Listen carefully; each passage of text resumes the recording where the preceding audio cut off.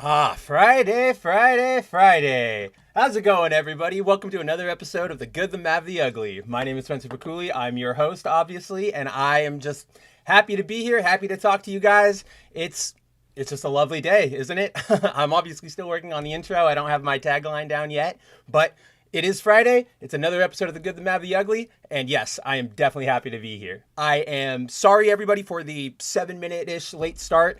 Literally, so these past 2 weeks, I've been haunted by some sort of tech goblin, right? Because 2 weeks ago, or last week, as we all know, I had to push the stream back by an hour because I didn't have internet. And then right before I came on here today, I had my e-publication of the new MCU, The Reign of Marvel Studios book that just came out. I was reading it for work. For some reason, it borked my computer and I crashed. In the year of our Lord, 2023, I had a blue screen. It was insane. But so I had to, turn back on my computer, get everything settled, get everything ready. But here we are now, and it's time to hang out. Let's talk.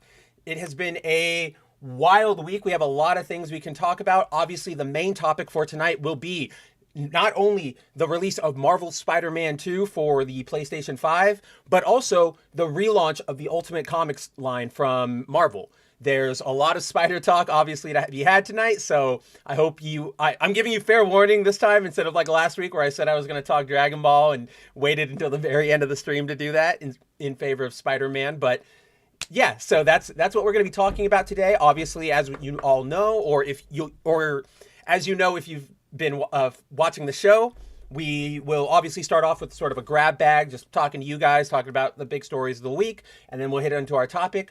But before we get into that, I want to say hello to the chat. I know we have Truth in here saying, greetings all. What's going on, my buddy? Truth, missed you last week, man. Would have loved to have you around. I know that Joy was here right when I put up the stream because she was still awake, so shout out to her. Yo, Timon, there's my guy. How's it going, buddy? Meteor Advocate Timon in the house. I've been meaning to reply to you on Twitter about your comment. So obviously, if you guys have been on the stream or following me on Twitter, Timon and I talk a lot about Tokusatsu, Super Sentai, Kamen Rider, blah, blah, blah. And Timon's currently making his way through I believe it's the Heisei era you're going through right now. And it's fine. He's not a big fan of it. It's his own taste. You can get it. We can talk about it on Twitter. It's all valid. There's nothing wrong with his taste in it. But you brought up the point about phase the other day where Timon said the second he sees a show or a Kamen Rider, I think Toku specifically, as soon as he sees something that uses like cards or collectibles, he's out. I read that and I laughed to myself, Timon, because that's exactly what gets me in. I am one of those guys who loves card gimmicks, collectible gimmicks. Like, it gets me. And I totally get it's not for everyone. I'm not saying my way is better or anything. I'm just saying I laughed because my personal taste was completely the opposite of that. But I get why you wouldn't like it. And then we've got Zero Dozer. What is up, my guy? Dude, I saw you came back to Twitter. What's up with that? Or at least you logged in for like a second. I got a notification in my notifications about you liked somebody's tweet somewhere down the line. And I was like, what? Zero's back. That's crazy. Yeah, so that's everybody who's in the chat right now. Oh yeah, I didn't think you were tweeting, Zero. I just saw you on, and I was like, hey, look, Zero's back. And there we go, watching Kabuto, 4 episodes. So far I'm liking it. That's what I like to hear, Timon. I'm really excited. Obviously, Kabuto is my favorite. I will fanboy out for Kabuto anytime it comes up. Obviously, you guys can tell that my avatar was partially based on Kamen Rider Kabuto. Fun fact.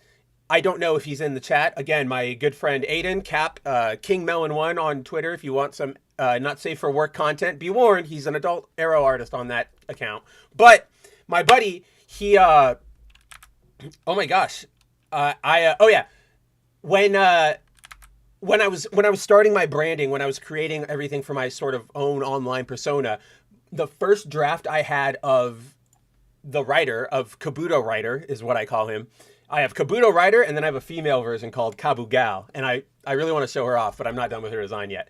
But the first design of my avatar was complete, like it was too Kabuto-y. Straight to the point where it had the like Y-shaped horns. And my buddy Cap was like, nah, man, you can't, like, it's way too close. I love you. It looks good, but you got to change it because otherwise everybody's just going to think it's Kamen Rider Kabuto.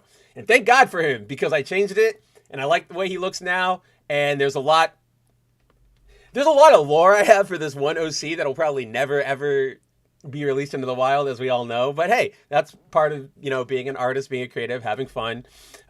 Zero Dozer says, I'm not tweeting there, but yeah, my Twitter is active again. I mean, probably want to keep that account active now that new accounts are going to start getting charged $1, right? Like the absolute dumbest news I hate current Twitter, right? Because as soon as here's my entire thing with Twitter. And I think I've talked about it specifically on this channel before. I know I've definitely talked about it over on Bounding. But Elon Musk didn't buy Twitter because he saw Twitter as a sort of real good, viable platform for anything in particular. Elon Musk bought Twitter because he wants people to like him. So he knows that, you know, obviously he came in with the whole free speech is in, comedy is back on Twitter, and that gets everybody on his side to like him, right?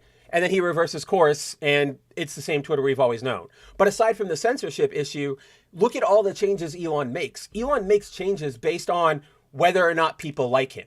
You know, oh, I'm not getting enough likes or retweets. Better introduce viewing metrics. Oh, I'm not getting enough viewing metrics or I'm getting ratioed. Better hide all post engagements unless it's, you know, a separate thing. Oh, nobody is seeing my tweets. Better make it so blue check mark accounts now get boosted replies. It's just like, he wants to be a reply guy so bad. He sees people like Drill or Justin Wang or literally pretty much anybody else, right? He sees these guys who are really good at snappy, quick humor on Twitter, and he wants to be that. But he is not that. And he doesn't realize you can't force engagement or force people to like you. So that's what he's currently doing. And it is just, it's a midlife crisis that he's forcing us all to go on with him. And I'm sick of it because nothing is ever done for the user. It's all done for him. Even this bot problem, like, he says, oh, I'm introducing $1 to combat the bots. And it's like, first of all, the bots were way, way, way more under control before he bought the platform. Like nowadays, I get requests, at least like 5 requests from porn bots a day, and an incalculable amount of those like group messages where they're selling you, like, click here to join the iPhone group or click here to join the investing group. We'll get you like those kind of spam phishing schemes. Those are in my inbox all the time. And so he introduces this new feature of, here, I will pull up the, let's see, Elon charge $1. Let's get some visuals up in here. Oh, and guys, this is so cool. I finally set up my Stream Deck to be a little more, whatchamacallit, I don't know, it works now. I spent all weekend like adding things to it, making scenes. So let's check out what's going to happen, right? Let's see if I actually made it pretty and not just really, really ugly. So, see guys, I'm trying here. It's all a work in progress, and I'm pulling you guys in with me every step of the way. But again, guys, I was actually thinking this before I got on stream, or not before I got on stream, but when I was working with the Stream Deck. I just want to thank everybody who's been here for these 7 episodes, who's given me a watch. My Chasm episode, my Ben Reilly rant episode recently crossed 100 viewers. And I know these early episodes are a bit of a technical struggle as I figure things out. And I say that every stream, but I'm genuinely thankful for everybody who shows up, who comments, who doesn't comment, anybody who just sees the video and clicks it. I mean, that just tells me that my thumbnail game is on point, right? Or my title game. And that makes me happy because I have a lot of fun with those. But anyway, let us hit this button. Oh, check that out. We are up. So this is the new Elon thing, right? As of October 17th, 2023, we started testing Not a Bot, a new subscription method for new users in 2 countries. This new test was developed to bolster our already significant efforts to reduce spam, manipulation of our platform, and bot activity. This will evaluate a potentially powerful measure to help us combat bots and spammers on X while balancing platform accessibility with a small fee amount. Within this test, existing users are not affected. How this will how this new test will work for new accounts on web in New Zealand and the Philippines, which is where it's happening right now. So basically, you need a phone number. You got to verify your phone number, and then you have to pay an annual fee. It's right there. It's annual. Ridiculous, right? To use this stupid platform. It's such a bad idea because, one, bots, I don't know about you guys, most of the bots I see already have verification.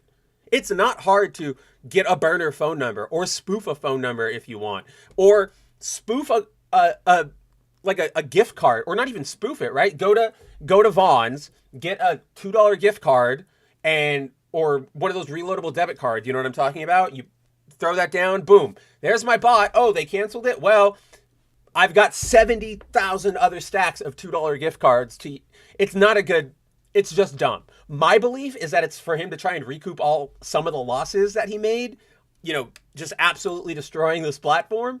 But if it's just for new users, nobody's coming onto Twitter now.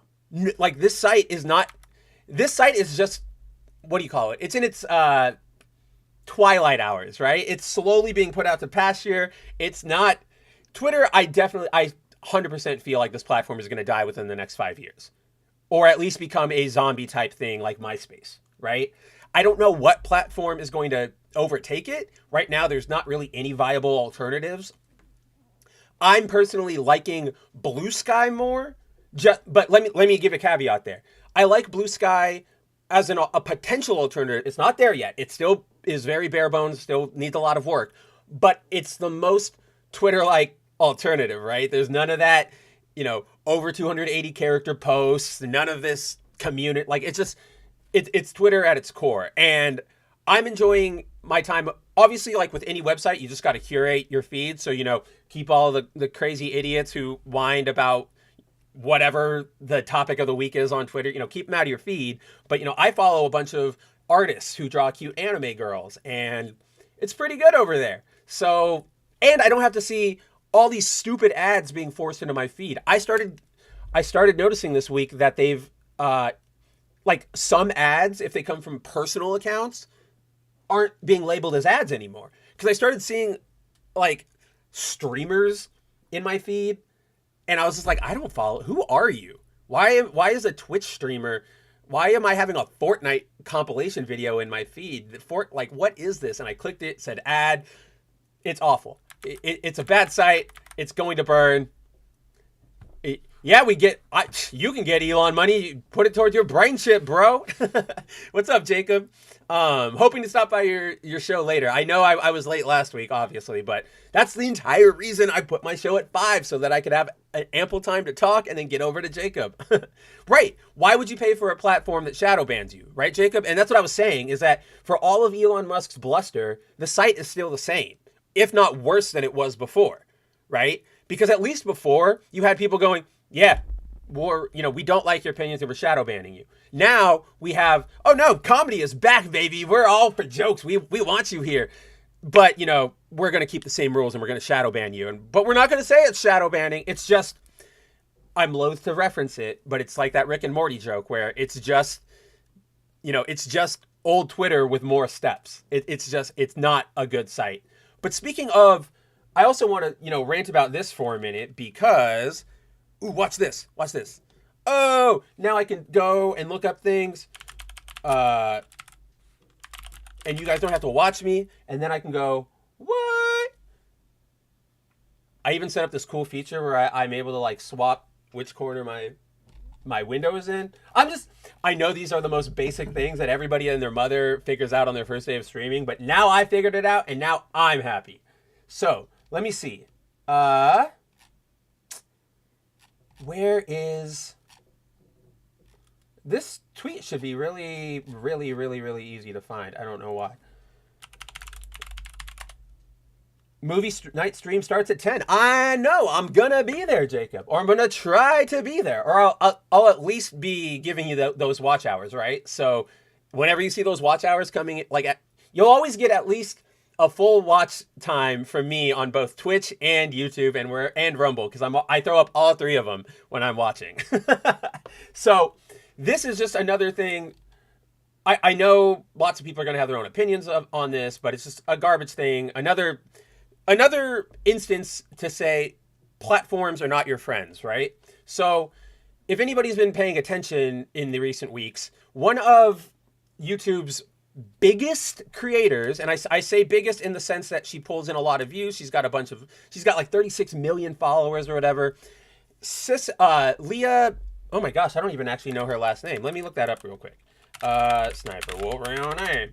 It's like, yeah, Aliyah Marie Shish, a Turkish YouTuber as she presents herself, and that's where her name comes from. But Sniper Wolf is a content creator who built her entire following on basically manipulating kids. Almost, I don't want to say manipulating kids, but appealing to kids as the lowest common denominator, or as the lowest denominator, not common, because she's a React YouTuber, and of course I'm going to give you guys just a really brief rundown on this. I'm sure you all know there are actual like drama channels dedicated to this who can give you way deeper rundowns. But basically, her entire channel, her entire existence, her entire success is built on freebooting, which is the act of basically taking another person's work. Like, let's say I pulled up a video right now. Let's say I pulled up one of John's videos for Bounding into Comics, right? One of his daily uploads. If I just sat here and played it, didn't really comment on it, and then said, okay, cool, and we went to the next video, that's freebooting, because I didn't transform it. I just took it, put it up on my channel, on my stuff, and now I'm getting ad revenue for it, right? It's complete garbage. So another YouTuber, a really, really old school YouTuber, Jax Films, for the past few months has gotten sick of it. So he started calling her out. He started pointing out to his followers that, look, what she does is stealing. This is wrong. She needs to start crediting the creators. And the inciting incident for all of this was a tweet from YouTube, and I'm going to find it in a different window. Yeah,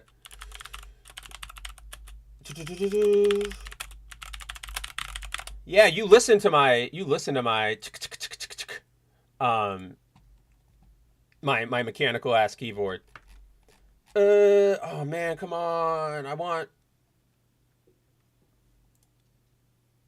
There it is. Found it. So basically, recently, the YouTube team, I don't know what you want to call it, at VidCon this year, they put out this tweet. Sniper Wolf is the creator of our dreams. And this basically, made Jack furious, because he's like, she's not a creator. She just steals things. So he has started criticizing her publicly, always saying, he's not only pointing out all the stuff she does wrong in her videos, but he started this thing called Sniper Wolf Bingo, where he and his followers would watch all of her uploads, criticize her editing, criticize her commenting, sort of giving her honest feedback as to how to improve her content, and also finding the credit for the videos she was stealing. And as a result, that's been going on for like 2 months, until last week when midstream she appeared outside of his house and took a snapshot. Like, she uploaded a picture to her Instagram story, which I believe is right there. Yep. Should I go visit Jax Films? He lives 5 minutes away from my shoot. And then she went to his address, took a picture of his address, put it up on her Instagram story, and was like, why don't you come out and talk like an adult or whatever, right? Quickly took it down. Absolutely unacceptable, disgusting behavior. The next day, she uploads a photo of her and her sister, like a selfie, and it has that caption, that flippant type of caption of like, the two of us show up at your house. What do you do? And it's like, what, you're mocking this situation? Are you kidding me? So that's sort of the basis of this drama. And there's a side thing I want to hit on here that hasn't explicitly been confirmed, but from what I can gather, there's an element here. So obviously, so I believe the way Jack's address, or Sniper Wolf got Jack's address, was by just looking it up on Google. I think he has it registered somewhere. So one of those auto trawling bots, find Jacob Smith's address here, and you pay him like $4 or something, and they give you a whole sort of public record rundown. One of those sites provided it. She got it from one of those sites, used it, went in front of his house. But there is apparently, prior to her uploading I think she might have mentioned it in the actual tweet. I wish my friend Steven was in the chat. He'd be able to tell me. I gotta find the picture because I think the picture.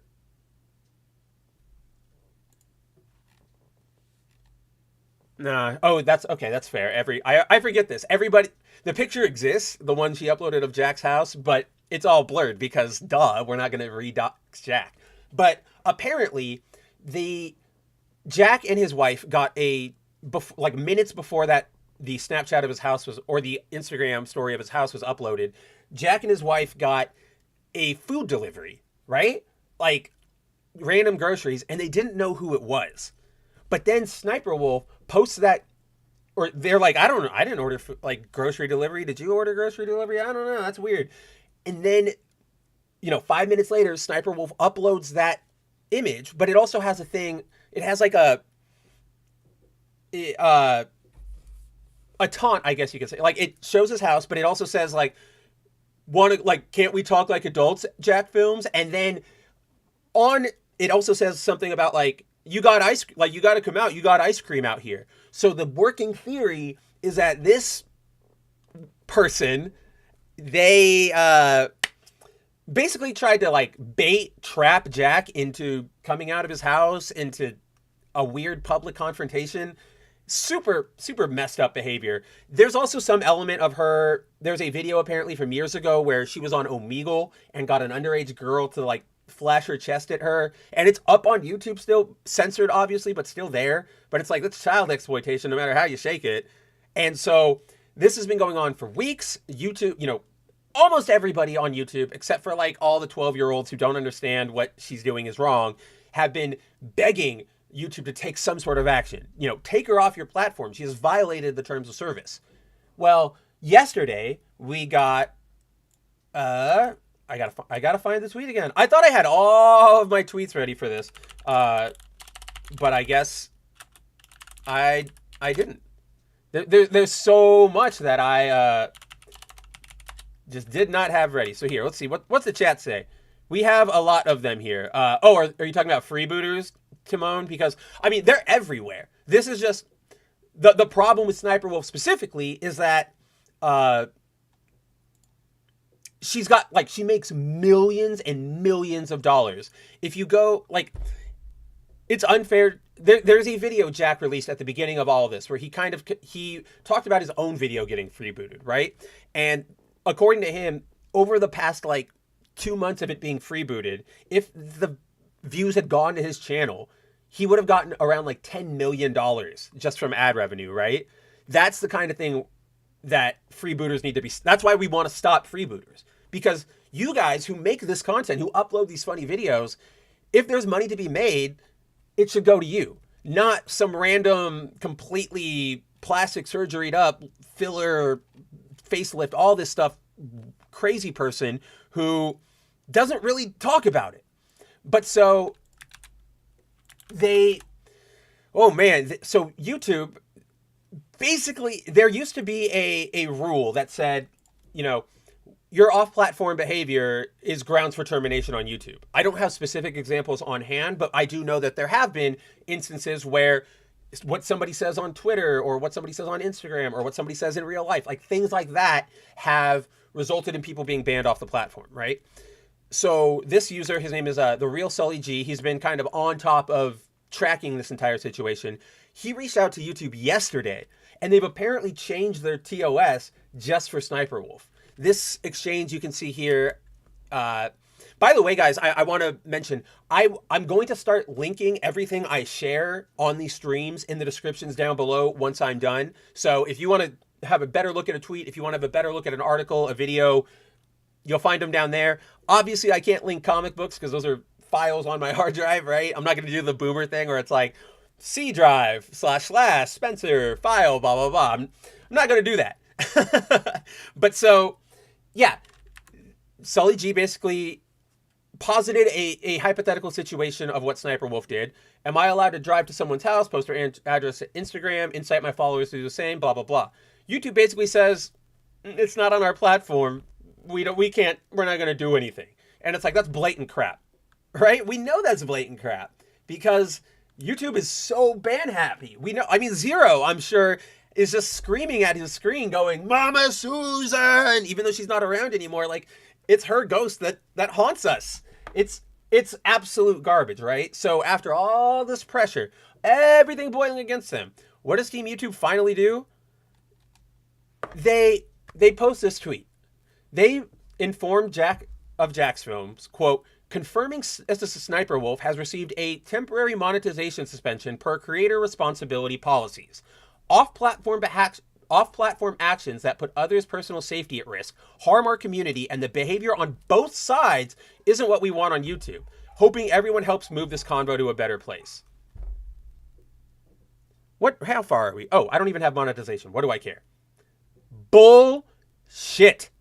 This is the most bullshit statement I have heard in a long, long, long time. First of all, it is not a both sides situation. Jack did nothing but offer earnest criticism and call out somebody for doing objectively bad, like awful things, stealing from other people, stealing content from other people.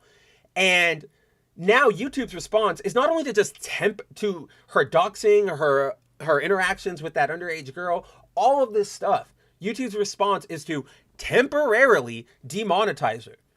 What is that? What is that? One paycheck? And then she goes right back to doing exactly what she's doing? It's absolute favoritist bullshit. And it's what I'm talking about. Platforms are not your friends. The second their money is threatened, they will always side on, or they will always err on the side of profit and money, obviously. And that's what YouTube is doing here. Instead of being a decent platform that fairly enforces its rules, no matter what, they're giving privilege to a creator who happens to pull them in probably millions of dollars. And it's just, how do you, it's things like these that sort of expose all these companies and their messages of unity and friendship and all. It's all bullshit. All of these platforms, Twitter, YouTube, Instagram, even Rumble, guys, like, except Rumble, that's unfair. Rumble is doing really good. They actually have principles. They stood up against a bunch of stuff. So I'll leave them out of this. That was unfair of me. But most social media platforms or whatever, they don't want to help you. They don't care about the craft. They just care about, how do I line my pockets? And so YouTube, go up. Yeah, exactly, society. I've been doing this weird thing lately where people I know, I've been referring to them by their handles, but like their proper handles. Like right now, I just replied to Jacob saying Society Reviews, and I was on the WDW Pro show I think yesterday, and I was like, oh yes, WDW Pro, and I was like, what the hell am I doing? But yeah, both sides. It's not a both sides situation. It's Sniper Wolf messed up, and you guys don't want to touch your golden calf. Honestly, I've told you guys a lot. Like I'm a secular person, but I hang out with Jacob. I hang out with John. The second I read that tweet, the thing that came to my head was like, that's their golden calf. That's their golden idol. Are people like Sniper Wolf, right? They don't care if it's right or if it's wrong or what's going on. If they can benefit from it right now, they're gonna promote and blow smoke up Sniper Wolf forever. Zero asks, why don't people just migrate to Rumble? I think they should. I think the platform still got a lot of like user friendly sort of stuff to iron out, if you know what I mean. Like, for example, I'm logged in right now, but if I'm logged in, but if I close all of my browsers and then I open Rumble back up, I will be logged in still. But if I wanted to comment on like Jacob's video or Comics Division's video or something, despite the site saying I'm logged in, I will have to re-log in again, right? It's not, these aren't big, like they're not deal breakers. Let me put it that way. This isn't something where I'm going, platform's dead. This is over. What are we doing here? Like, you're so dumb. I'm not doing that. It's not like VidMe or any of those platforms. It's just simple sort of like, it's like bug fixes in a video game, right? Just tiny little tweaks here and there to make it a little more user-friendly, a little more stable, and you'll definitely see people migrating over there. You have a lot of people migrating over there, regardless of political leanings, of socio-political leanings. It's a pretty damn good platform, right? And as I brought up before, their CEO, their leadership actually cares about defending speech, about defending, speech, freedom of speech, all that fun stuff. Obviously, whatever you think about Russell Brand and that situation, we're still waiting for information to come out. I don't know why that story just disappeared. Jacob, maybe that's something you can talk about on the bar room. Like, why is that story just gone? Even from the hyper neoliberal outlets, like they're not. I haven't heard his name in like 3 weeks. I don't know what's going on. But in that situation, regardless of where you currently stand or what you think, Rumble did the right thing by saying, no, we're not going to demonetize him or take him off our platform just because he's been accused of something, right? Like that's why I took Rumble out of the conversation. That's why I give them due credit. I like Rumble. I'm actually going to start, I decided this today. I'm going to start, mirroring my streams over on Rumble. And also, once I get it set up, I am going to put my, what am I trying to say here? I'll simultaneously stream, right? Like I'll go here, I'll go Rumble, maybe Twitch if I can set that up. I don't know how many platforms or how that all works. I have to look into it, blah, blah, blah, blah, blah. I'll probably be like, Jacob, teach me what I'm doing. But yeah, that's where we stand right now. All this to say Sniper Wolf sucks. She's not a good creator. She's just an ugly person from the outside in, and nothing's going to change. Unfortunately, or it looks like nothing's going to change. I hope something changes out of this. Obviously, you can see everybody. Like, here's friend of Bounding Into Comics and a mutual of mine, Chuck Gaffney, both sides. Ricky Berwick going, and I thought I was disabled. Do the best thing and remove her off your platform. Jesus Christ. Just like see all these people. Savvy Artist, I follow her. I really like her. Temporary. People lose their channels for less. This has been slow, and you're clearly not wanting to do anything. You could make anyone more popular than her. Why die on this hill? She needs a permaban. Things like this, right? Like, nobody is happy here. It's pretty great. There's our boy Scott from Sporking News. Doxing someone is very wrong. Why does Team YouTube then say the behavior on both sides? Both? Victim blaming YouTube? Like, it's bad. Like, What's the ratio currently at? It is 6,556 likes to 8,517 retweets to 112 replies. That's a disaster. That's a PR disaster. I know this has been picked up by like the mainstream news and everything recently. So buckle up, YouTube. You deserve everything that's coming your way, and I'm not going to feel sorry for you. Hopefully, Rumble is... I don't know how you would capitalize on this from Rumble's side, but I hope they're doing something. Just even if it's just a good dig tweet, I hope something is bubbling over there, because I'm with you, Zero. I want more people going over there. Like, one of the coolest things about that platform to me is how the CEO, and I totally am blanking on his name, even though he shows up all the time, is how the CEO of Rumble, worked. How the CEO of Rumble gives back to the community actively. I don't know if he is still doing it, but I know a couple months ago he would go into random stream, like any live stream that was happening, and he would just donate hundreds of dollars to just be like, thank you for using the platform. We want to see our users supported. Let's go. And I saw it happen live. I saw it happen when Jacob was streaming on Rumble, and I even exchanged words with the guy. I was like, oh, hey, this is so cool. Pleasantries. I didn't have a conversation. I didn't become his best friend, but it was a neat moment to just get any sort of little recognition like that. So I was in for that. I'm in for Rumble. I really want it to grow, to get better. I'm glad to see the success it's got thus far. Screw off YouTube. You're just the worst. And in light of this drama, I didn't realize, because I'm not a YouTuber. I'm not in the VidCon space or anything like that. I don't rely on my YouTube channel for my money, because we're not there yet.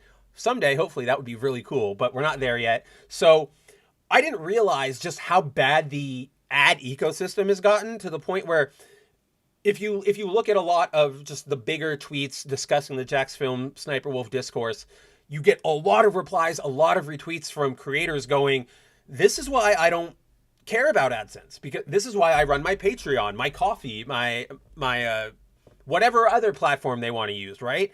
Because YouTube is so stupid and so fickle and so up their own butt, self-important, that they don't ever take a moment to, or rather, they're so up their own butt that you don't know if you're going to log in and your next video is going to get demonetized for real. And it could be the most mild video of all time, right? I believe it was the Act Man on YouTube. Again, don't know much about his channel, not commenting on him as a person, just this particular action. I believe he was the one, he joked on one of his streams or on an upload, like, oh, why don't we dox YouTube like staff? Huh? Blah, blah, blah. It was a complete joke. You could tell in the tone of the video it was a joke. He got hit with like, it was either a suspension or a ban because YouTube thought they were going to, like he was being serious. So the platform is just bad. Like, all I have right now are complaints instead of, I don't really have solutions because I don't really know how this ekes out for YouTube. All the ways I would solve this problem, I know won't happen. And I know most of the ways all of us would solve this problem aren't going to happen. So I'm kind of just, let's see how this plays out. That's all I can really say right now is let's see how all of this garbage plays out. But that's your daily dose of YouTube news. Let's see. Is there anything else fun to hit before we get into our main topics? Oh, I can do like a quick little grab bag here. These are some fun things. Oh man.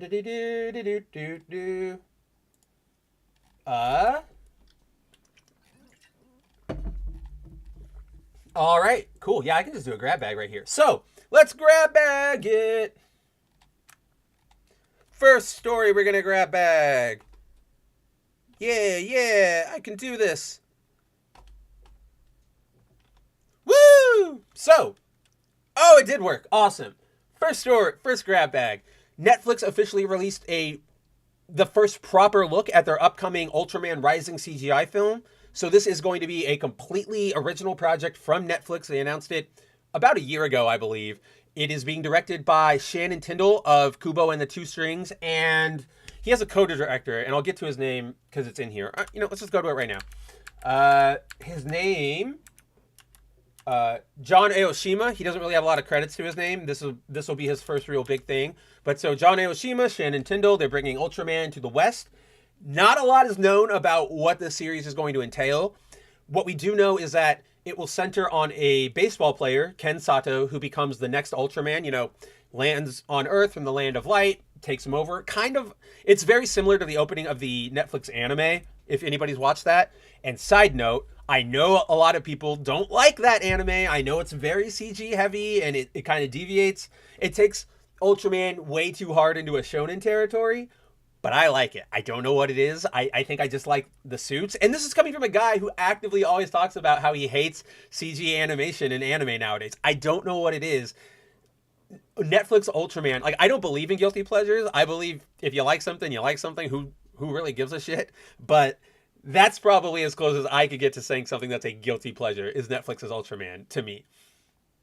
But so, yeah, it shares a lot with that, or at least the introduction of, baseball player, estranged father, that kind of stuff.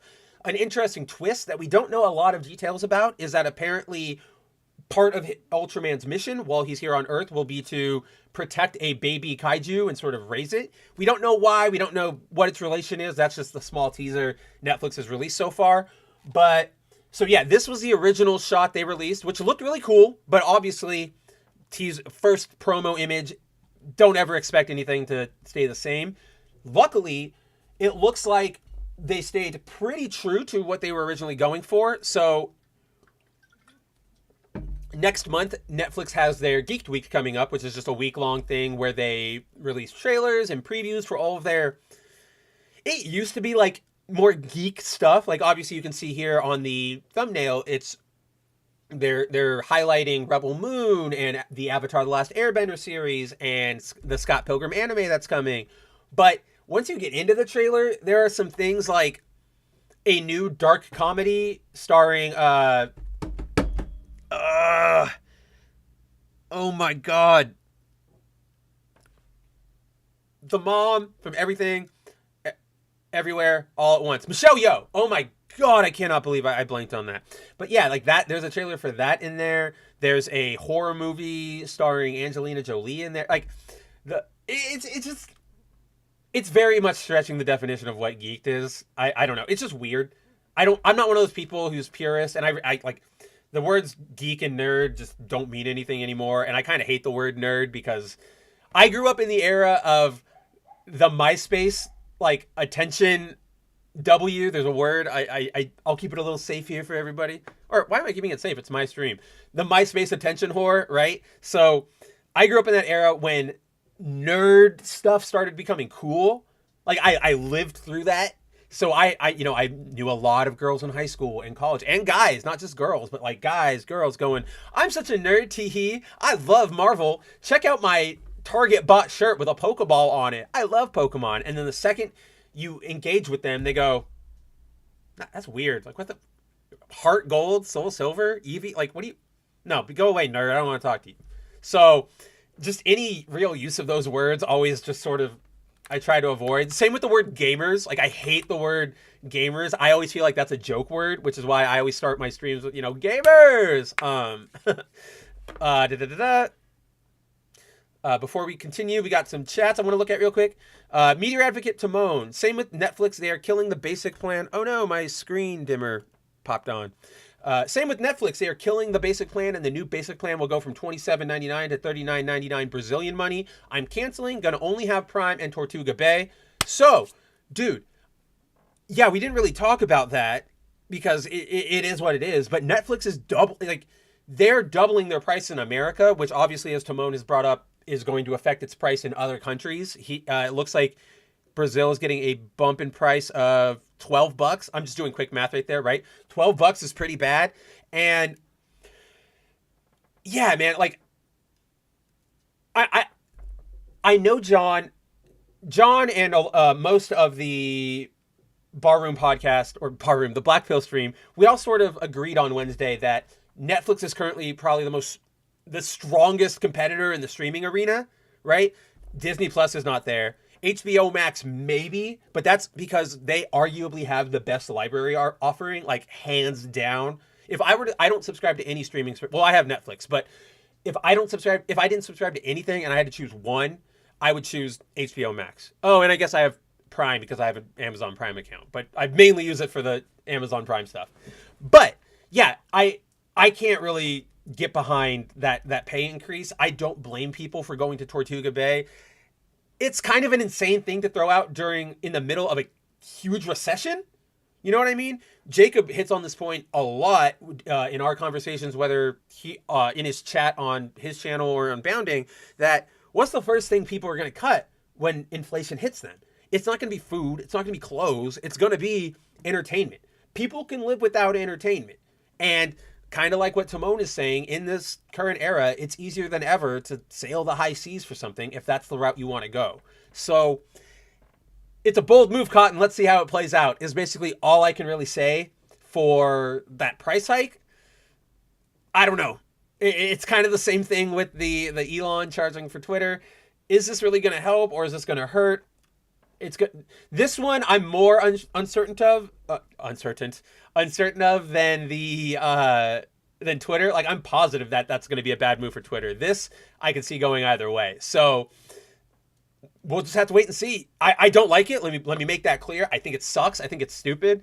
I kind of think they got a hit with One Piece and now they're getting a little cocky because they also picked up Prodigy recently, which nobody really wanted, right? Like, there's a reason it got canceled at Nick. Meteor Advocate Timon. Also, Netflix has 2 or 3 hits per year. The rest is crap. Yeah, that's kind of the other thing, right? Is that when they have a hit, they have a hit. But nowadays, they're so few and far between. So, is the occasional One Piece or, subbed anime title, is that going to be enough to keep people there, paying $20? What is that? Over a year, 12 months, $20, $240, right? Am I doing that math right? Probably not. Somebody correct me. But are they really going to want to pay $240 to wait around in the hopes that something drops? Probably not. They might do the thing that I know a lot of people do where, something I want to watch is coming out. Gonna go sign up real quick. Like, let me grab it. And apparently a lot of their cockiness and their willingness to bump this price is coming off of the back of their success in cracking down on password sharing. And I kind of can't believe that worked. I really, really, really want to see some in-depth studies that prove whether or not people actually started like, oh, I can't access my, cousin John's Netflix anymore. Got to sign up for my own account. Like, did that really push it? I mean, it's hard to believe, but I'd believe it. Again, just show me the information. It's the Wild West out there. But yeah, so we got this shot. Luckily for Timon, that red concept art was only concept art. They didn't keep that tone or that aesthetic. They went more traditional, as you can see. So we've got Ken with Ultraman sort of crashing in behind him. Then we have this really cool shot. I am going to play it in the trailer because you kind of got to see it in motion. Very, very, very, very brief. Let's see. Stop. Is it right? Oh, that's the other one we're going to look at. Okay, it's right here. Boom. And yes, I'm not putting the sound on because there's no, it's not really anything to listen to. But we'll let's hit that with the. Oh, we're not at the high playback speed, 25. So we'll just play it real quick. Pretty cool shots, honestly. Like I like the look. Here you go. Boom, and you sort of get that really cool. I'm blanking on the right term for impact frame. You get those really cool impact frames where Ultraman sort of, here he comes. Boom, changes style when he connects. When he disconnects, it does it again, and then it goes back. I think that looked pretty rad.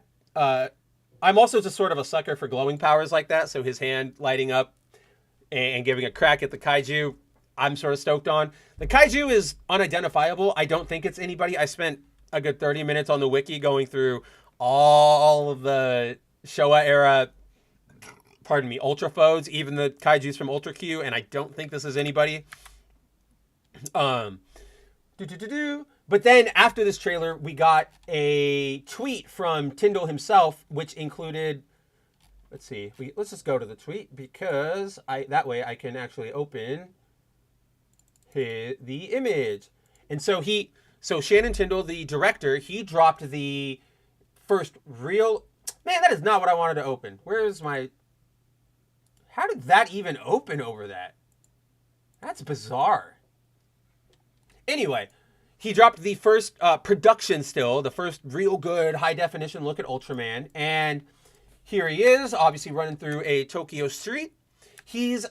I gotta say, I really, really like his proportionality. He's very lanky with some oddly long proportions that are, he's human, but just slightly off enough human that it really communicates that sense of him being an alien.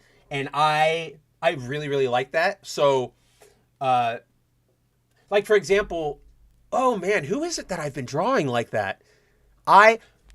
So my take, for example, on the Silver Surfer has always been, oh man, I really don't want to pull up this old piece, but it's up and I can sort of illustrate, no pun intended, what I'm talking about. But so I've always liked that look on alien humanoids to the point where, like, this old design I did 2 years ago of the Silver Surfer sort of employed that same idea where, his arms are a little longer, his torso is just a little shorter, his neck's just a little longer, where if you saw somebody like that off in the distance or, walking down the street, obviously not silver colored or Ultraman armored up or anything, but if you saw like a human with these proportions walking down the street, you might not necessarily pay them explicit mind. Like, you might not go, hey, everybody, like, check that out. But you would know, and you might, like, look and go, something's weird. High strangeness stuff. The stuff that Twin Peaks is made out of. That's what I love in alien design. And so I think it works for Ultraman. I think it works really well. No, that's not what we're not there yet. So I'm pretty excited for that. Hello, Joy. Yes, he looks a little Slender Man-y, Timon, but that's just the thing of being skinny. I don't think it has anything to do with Slender Man, because when was the last time anything had anything to do with Slender Man, aside from those the girls who, I think they got the two girls who did the Slender Man killing on their friend to summon him or whatever in like Wisconsin. I think they got sentenced earlier this year or like late last year, but that's the last time Slender Man was really relevant. Come on, all the kids have moved on to Siren Head now. That's the new big bad. So yes, I'm stoked to see more Ultraman. Obviously, can't really give a good judgment off of 6 frames and a still shot, but from those 6 frames and a still shot, I'm liking what I see. Good luck to Netflix. Obviously, you guys are riding high off of the One Piece train, so let's see if you can keep it up.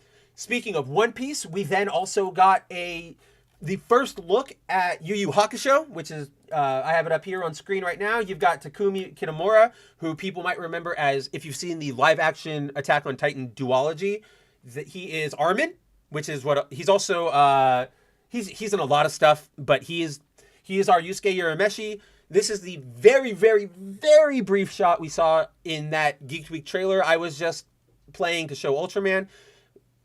So not a lot, but it does sort of give us our first shot of Kitamura or Urameshi. Clearly, I believe this shot comes from right after Urameshi dies, because he's sort of, I don't know what's going on, but you can tell everybody's freaking out around him. You've got emergency services. Police are interviewing people in the back. As a still shot, I think that looks pretty good. Not sure about the hair. You could have maybe gone a little more Pompadour inspired-ish than modern Bad Boyish, but easy nitpick. Might be cool, MITEBCOOL, but yeah, we're gonna have to just wait and see more from Netflix. Obviously, it'll probably come during Geek Week. Something encouraging that they said is that just like so basically Netflix is approaching Yu Yu Hakusho the same way they did One Piece, because in a press release they said, quote, utilizing a unique global one-team production strategy that spanned both Japan and the United States, the same approach to adapt the acclaimed One Piece manga, we took the same level of commitment to quality and authenticity in the live-action One Piece to the production of Yu Yu Hakusho. First of all, I want to comment on that grammar. I hate that sentence. It does not work in any way, and me trying to get it in a tense to quote last night was a struggle. It genuinely took me some time. Oh, wow, that's your number 2. So, definitely agree with you. I love Yu Yu Hakusho. Number 2 anime. What's your number 1? I don't know if you've ever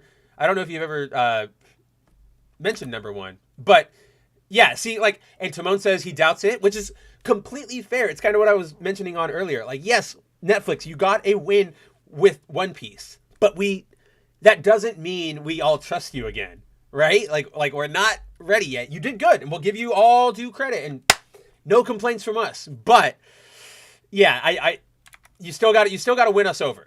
So that's basically Yu Yu Hakusho. I do want to mention something that's really fun in case anybody didn't know that. So we all know, or most people know, that in Teenage Mutant Ninja Turtles, the way they get splattered by the Turtles' origin is basically not Matt Murdock is crossing the street and his entire thing of saving the old man and getting the radioactive stuff splashed on him. That heroic event that birthed Daredevil also, like, that radioactivity hits the streets, drops into the sewers, boom, Turtles. It's a fun sort of, not like connected, but not real connected, little Easter egg type thing. There's actually one of those in Yu Yu Hakusho, but it's about Captain Tsubasa. So Captain Tsubasa, obviously hugely popular, hugely famous soccer manga. The main character sort of begins his journey with soccer. He gets, entranced with soccer when he is playing soccer one day and the ball sort of goes out into the street. He goes out, he gets hit by a car, but the ball sort of, protects him, and he walks away with minor injuries, a little shaken up, but he's inspired. He goes, now I want to play soccer.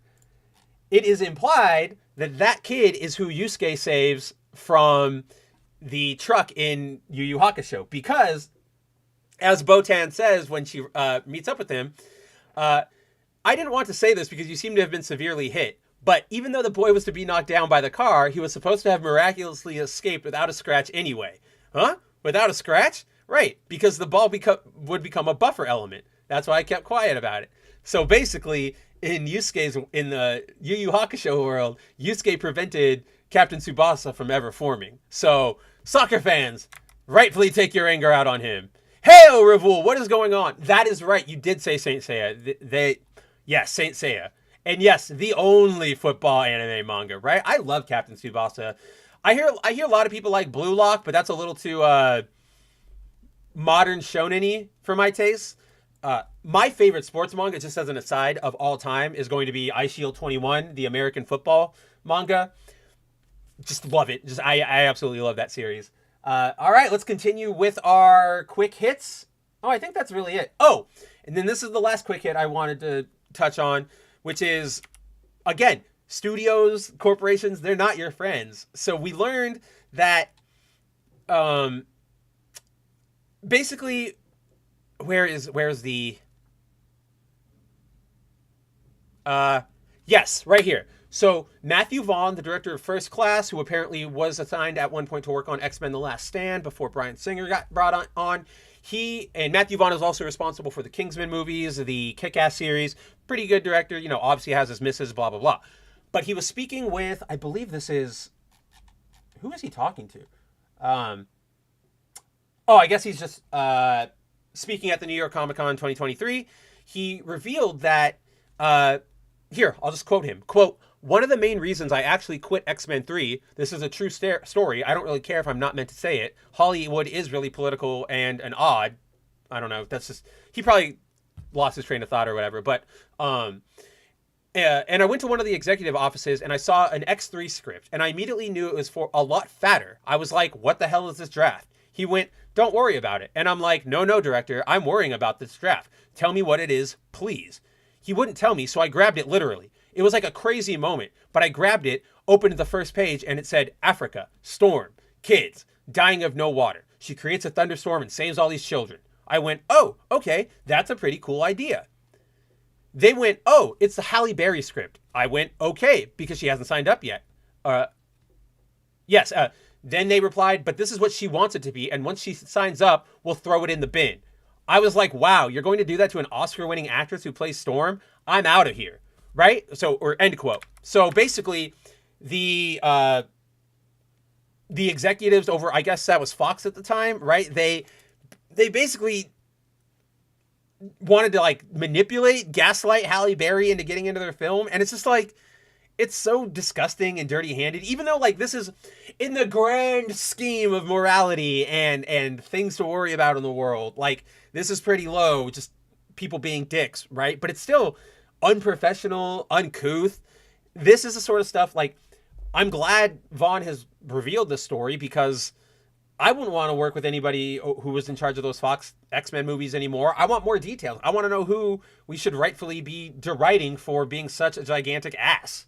It's just, and you know what? Shout out to Matthew Vaughn. I know, like, Dozer, or not Dozer, Timon just pointed out that Vaughn recently said he wanted to reboot Star Wars for the modern audience, which, who knows, like, that's a whole other conversation that we'll probably have on the next Black Pill stream. But, as far as I'm concerned, you got, credit where credit is due. Good on him for saying, I'm not going to fall into this stupid manipulation crap. This is art, this is real stuff. Screw it, I'm out. That's obviously zero. Rebooting won't solve half the problem of Star Wars. It's a giant mess over there. Like I said, I'm not properly equipped to talk about Star Wars right now because I've tapped out of it. I kind of hate it now. I think that was the opening screed to this show on the very first episode was, I hate that I hate Star Wars now because I just have tapped out. I see the logo pop up and I just instantly go, no, thanks. But yeah, credit where credit is due to Matthew Vaughn. Good on ya. We'll talk about your Star Wars take. But with that being said, I think it's time we're about an hour into the show. I think that's about a good time to get into our main topics tonight, starting with, speaking of reboots, the upcoming Marvel has finally unveiled their launch titles for their upcoming reboot of the Ultimate Star Wars, or damn it, Revul, Zero, Timon. Did you see? You just got me on the wrong track. It is not Ultimate Star Wars. Although, Maybe that's something. Maybe we could do something. I don't know. Call me, Marvel. And I'll let you go to voicemail. But yes, Marvel has officially unveiled their 4 titles that will lead, or I think it's 3 titles that will lead their relaunch of the Ultimate Universe, which, so for those who are currently unaware of what's going on in the Marvel Comics, we recently had a miniseries called Ultimate Invasion, where the Maker, who is the ultimate version of Reed Richards, who, side note, rules. Like, I love the Maker as a villain. I think just every time he shows up, he's so... We don't have these bastard villains anymore. You know what I mean? Like, so many villains, whether it's Doctor Doom or Kingpin or Ra's al Ghul, everybody is being made to be sympathetic, right? Everybody has to have a Saw backstory. Everybody has to be relatable. Everybody has to have, you know, their actions are excusable. But those villains suck. Like, they're boring. I want my old school Doctor Dooms who are just bastards. And that's what the Maker is, right? He's Reed Richards flipped, doing a complete 180. So instead of helping everybody, instead of caring at all, he just cares about himself, and he just wants to work for himself. And it is incredible. Hold on a sec. What? That's fine. Sorry, I got a text message. But yes, so Maker rules, but in the recent Ultimate Invasion storyline, Maker revived the Ultimate Universe because he wanted to bring it back. He wanted a playground of his own. What did he do? He recreated the universe, but he started taking steps to, you know, mold it as he saw fit. So he did things like let's see, do I have the shots here in anywhere, maybe? No, I don't, but I can easily find them.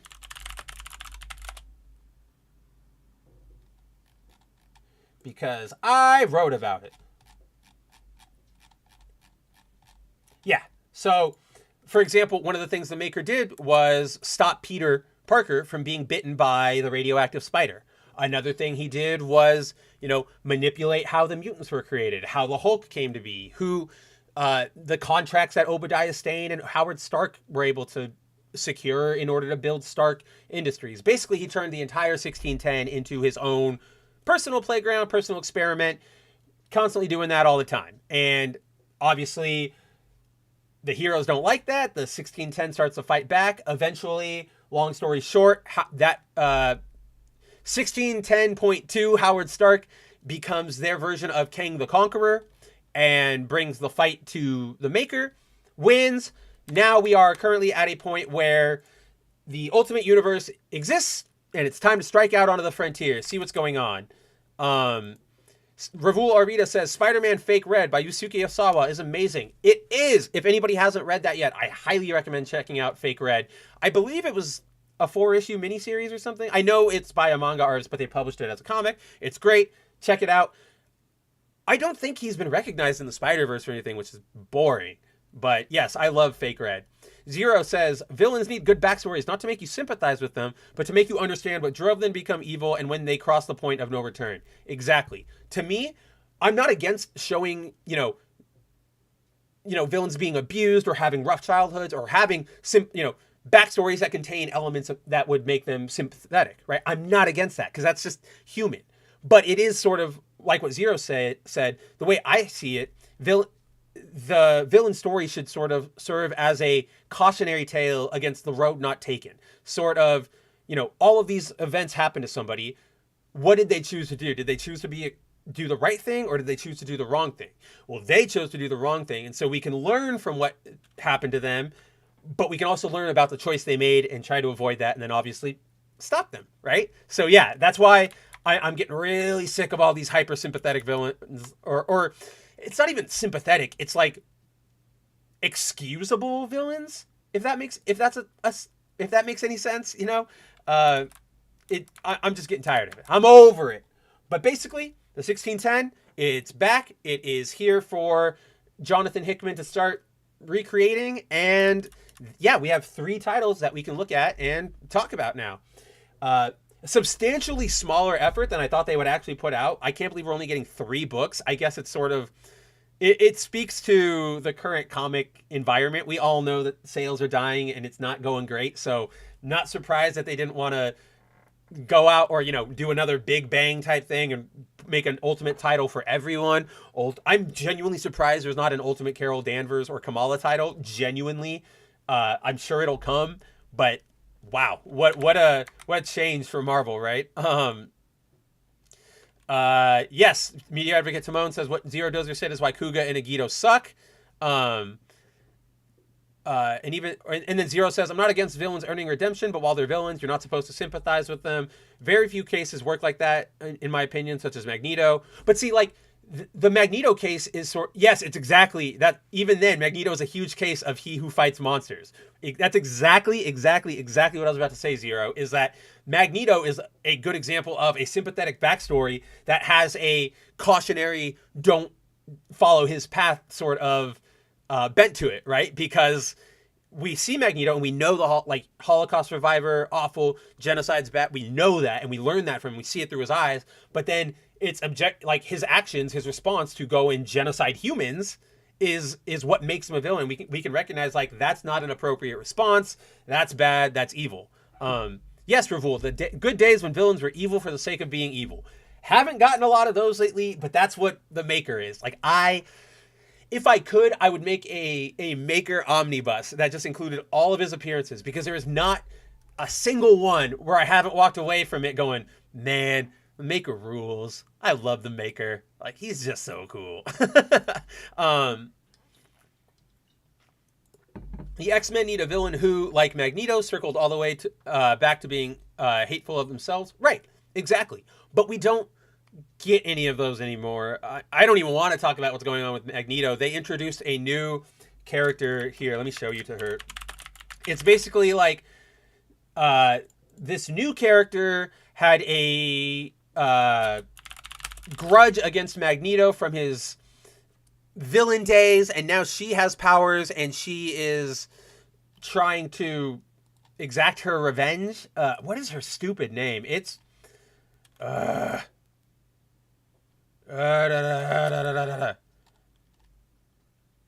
feel like maybe two people know who I'm talking about. She's a very brand new character. I just looked at her stuff the other day. There she is in Google. Thank you. Here's where Marvel is, I say so often that they are no longer worthy of the moniker of the House of Ideas, because they just rehash and rehash and rehash. Well, they're still rehashing, because they recently introduced, what is her freaking name? It is, I know she has a name. They gave her a name. I guess I haven't yet. I swore I saw her name somewhere. But so basically, yeah, it's a person who had a grudge against Magneto from his days as a villain. She's got fire powers. She's leading the Sisterhood of Evil Mutants. It's just what are we doing here, man? What are we doing here? I genuinely, it feels so disconnected from, my praise of the Maker right now feels so I can't believe that's the same company that put this out, because I don't know. It's boring. I like the art because I like Todd Knack's art. So but the design is boring. Everything is boring. It's just so stupid. Bet she's conservative. Dude, I bet she's not even that. I bet she's going to be shown to be in the right and Magneto was in the wrong. Carmen Sandiego plus Magneto equals that. But that's the thing. It's not even that deep, Timon. She doesn't even have that level of character. If there was some sort of character who had who was like Carmen, who was, I just want to steal things. She's basically Black Cat, right? If you did Black Cat plus Magneto, could be a cool character. This isn't even that. This is just Magneto plus Brown Girl. That's all it is. It is not that deep, unfortunately. Yeah. So, sorry, Mags, you're not getting the respect you deserve either. But I don't even know how we got to Magneto. But let's go back to the Ultimate Universe, which, obviously after that little look at Femme Magneto, you might not have a lot of hope here. But I want to be optimistic for reasons that we'll get into. Least of all the fact that I loved the Ultimate line when it launched. The comics now, especially the Ultimates, especially the first like two, we don't talk about three. Ultimates 3 is just garbage. But except for the fact that it has Maduro art, Joe Mad's art, and it's beautiful, but it's such a bad story and a waste of his talent. But Ultimates 1 and 2 are very much products of their time. They ooze that jingoistic war on terror sentiment that all Americans sort of felt back during that period, which is not to say that the book is hyper propagandist or it leans anywhere hyper. Let me rephrase that.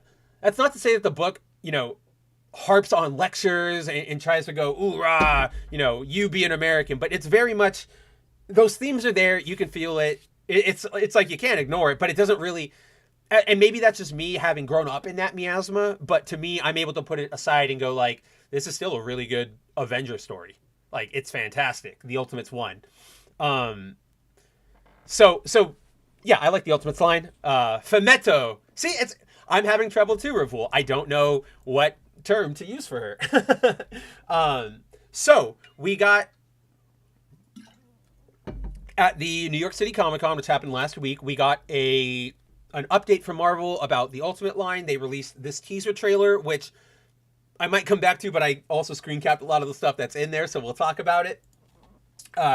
Kicking off this reboot will be, I believe, what's it called? Yeah, Ultimate Universe Volume 1, Number 1, a complete one-shot, which is just meant to introduce all the characters, sort of set up the status quo of where we are in the Ultimate Universe. And to be honest, like, I think we kind of need it. I don't know if anybody else here read Ultimate Invasion, but I did. And, pin real quick. I complain a lot, like, oh, I don't get to read. Like, I don't read a lot of comics nowadays. I don't read a lot of books, like novel books, and I don't get to watch a lot of movies, blah, blah, blah, TV shows. Just because I'm busy, I have things to do. I've got other hobbies. I've got my art, my music, blah, blah, blah. But, oh no, did I lose my train of thought? No! Oh, no. But then I realized, like, a couple hours ago that I do get to, like, watch and read a lot of stuff. It's just bad stuff because it's for work. You know what I mean? Like, I keep up with this because, like, I keep up with Spider-Man because I like Spider-Man. But this sort of stuff I keep up with because you just got to keep afloat of what's going on in the industry. But that leads me to, miss out on good things like, I don't know, what's something that everybody likes? I haven't seen Oppenheimer yet, right? But I've seen Castlevania Nocturne.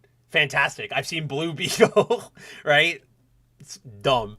But anyway, I digress. So, as you can see on the cover image, which obviously provided by original Ultimate Universe creator, I don't know if you call him a creator, but artist, like he did the original The Ultimates and Ultimates 2 with Mark Millar. Brian Hitch, his art's hit or miss. Sometimes it's a little stiff. Sometimes it is pretty dynamic.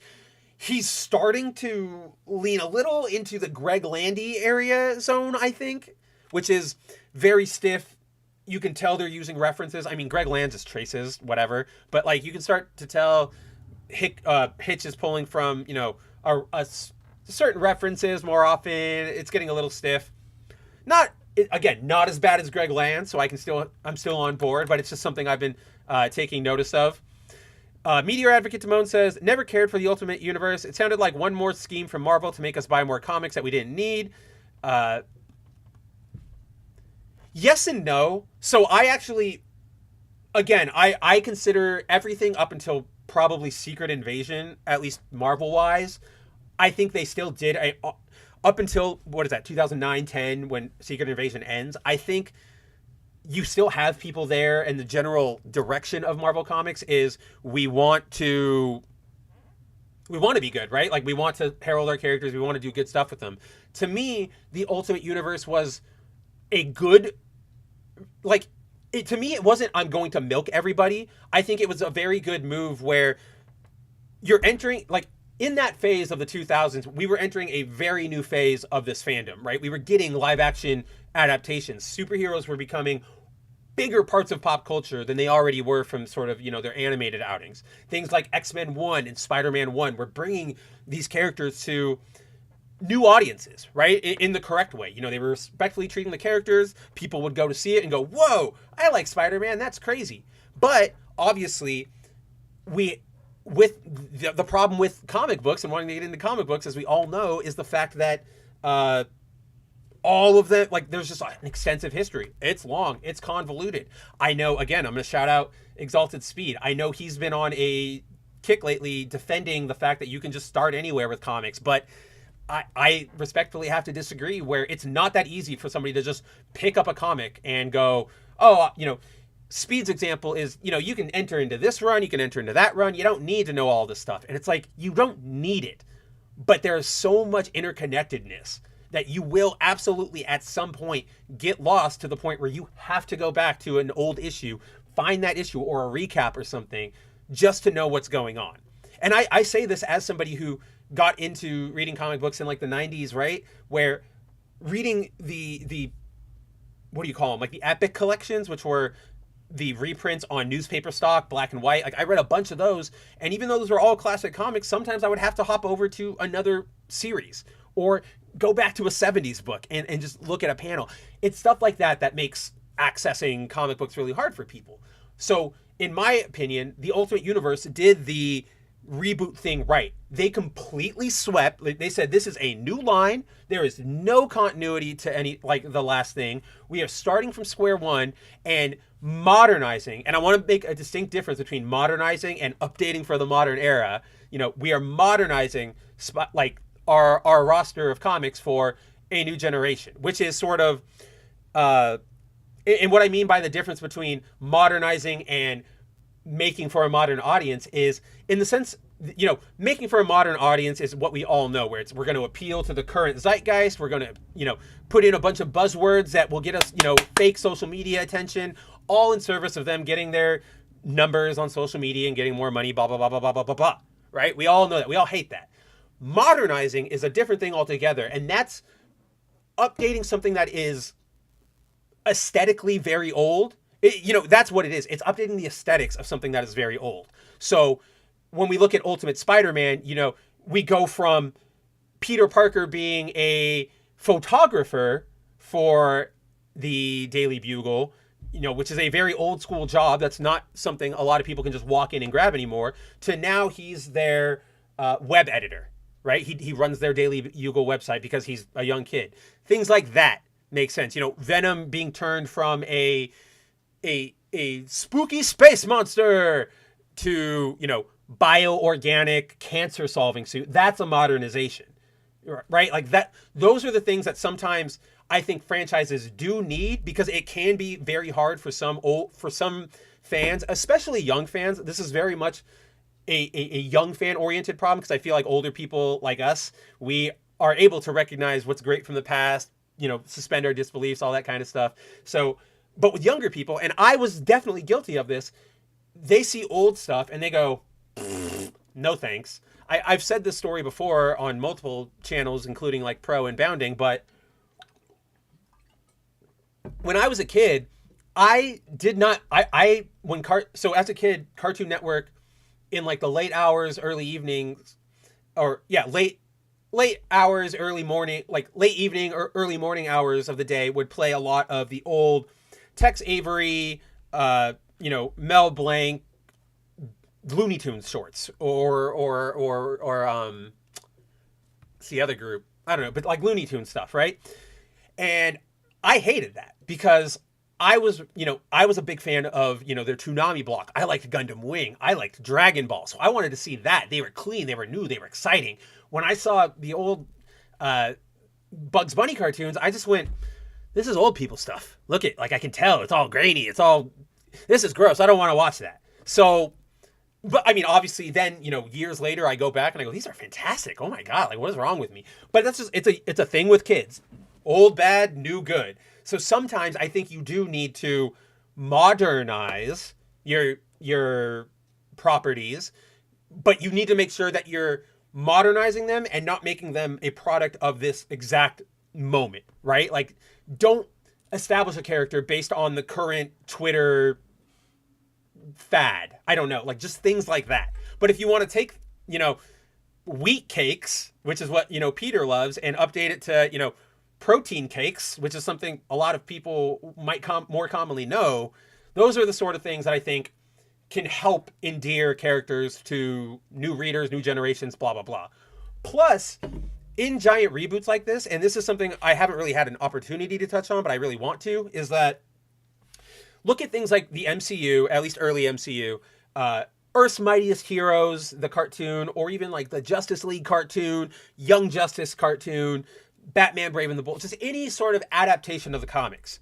One of the things they get to benefit from is they have all these stables of stories, and they're able to, you know, correct them, streamline them, fix the errors, fix the continuity issues, put them together in a way that it tells a streamlined story. And that's sort of, you know, look at, oh my gosh, Earth's Mightiest Heroes. That show goes through a bunch of different sagas like the forming of the Avengers, the Kree Skrull War, the Korvac saga, the Secret Invasion is a part of the entire, it's the end of the series, right? They are able to thread all of these stories together in a way that the original publication maybe didn't allow. Maybe because so many characters were doing something over here, you couldn't do blah, blah, blah, blah, blah, blah. So once you're freed from continuity and you get to play with events and sort of string them together along in a different way, I think you have a lot of creative potential there. And I think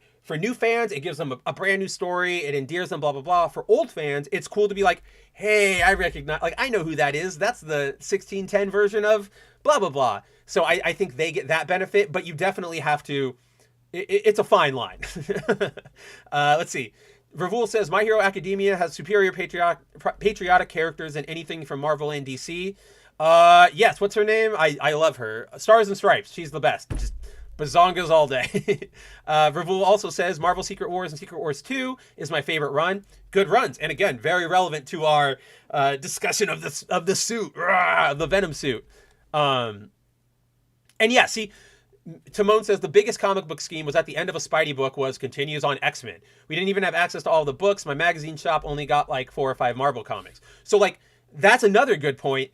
Like, so when you, that's sort of a good delineation, Timon, because that's sort of where what I was pushing back on, because like, you could maybe, if you're going hyper cynical, say that the Ultimate Universe was a cash grab, but like I said, I lived through the 90s.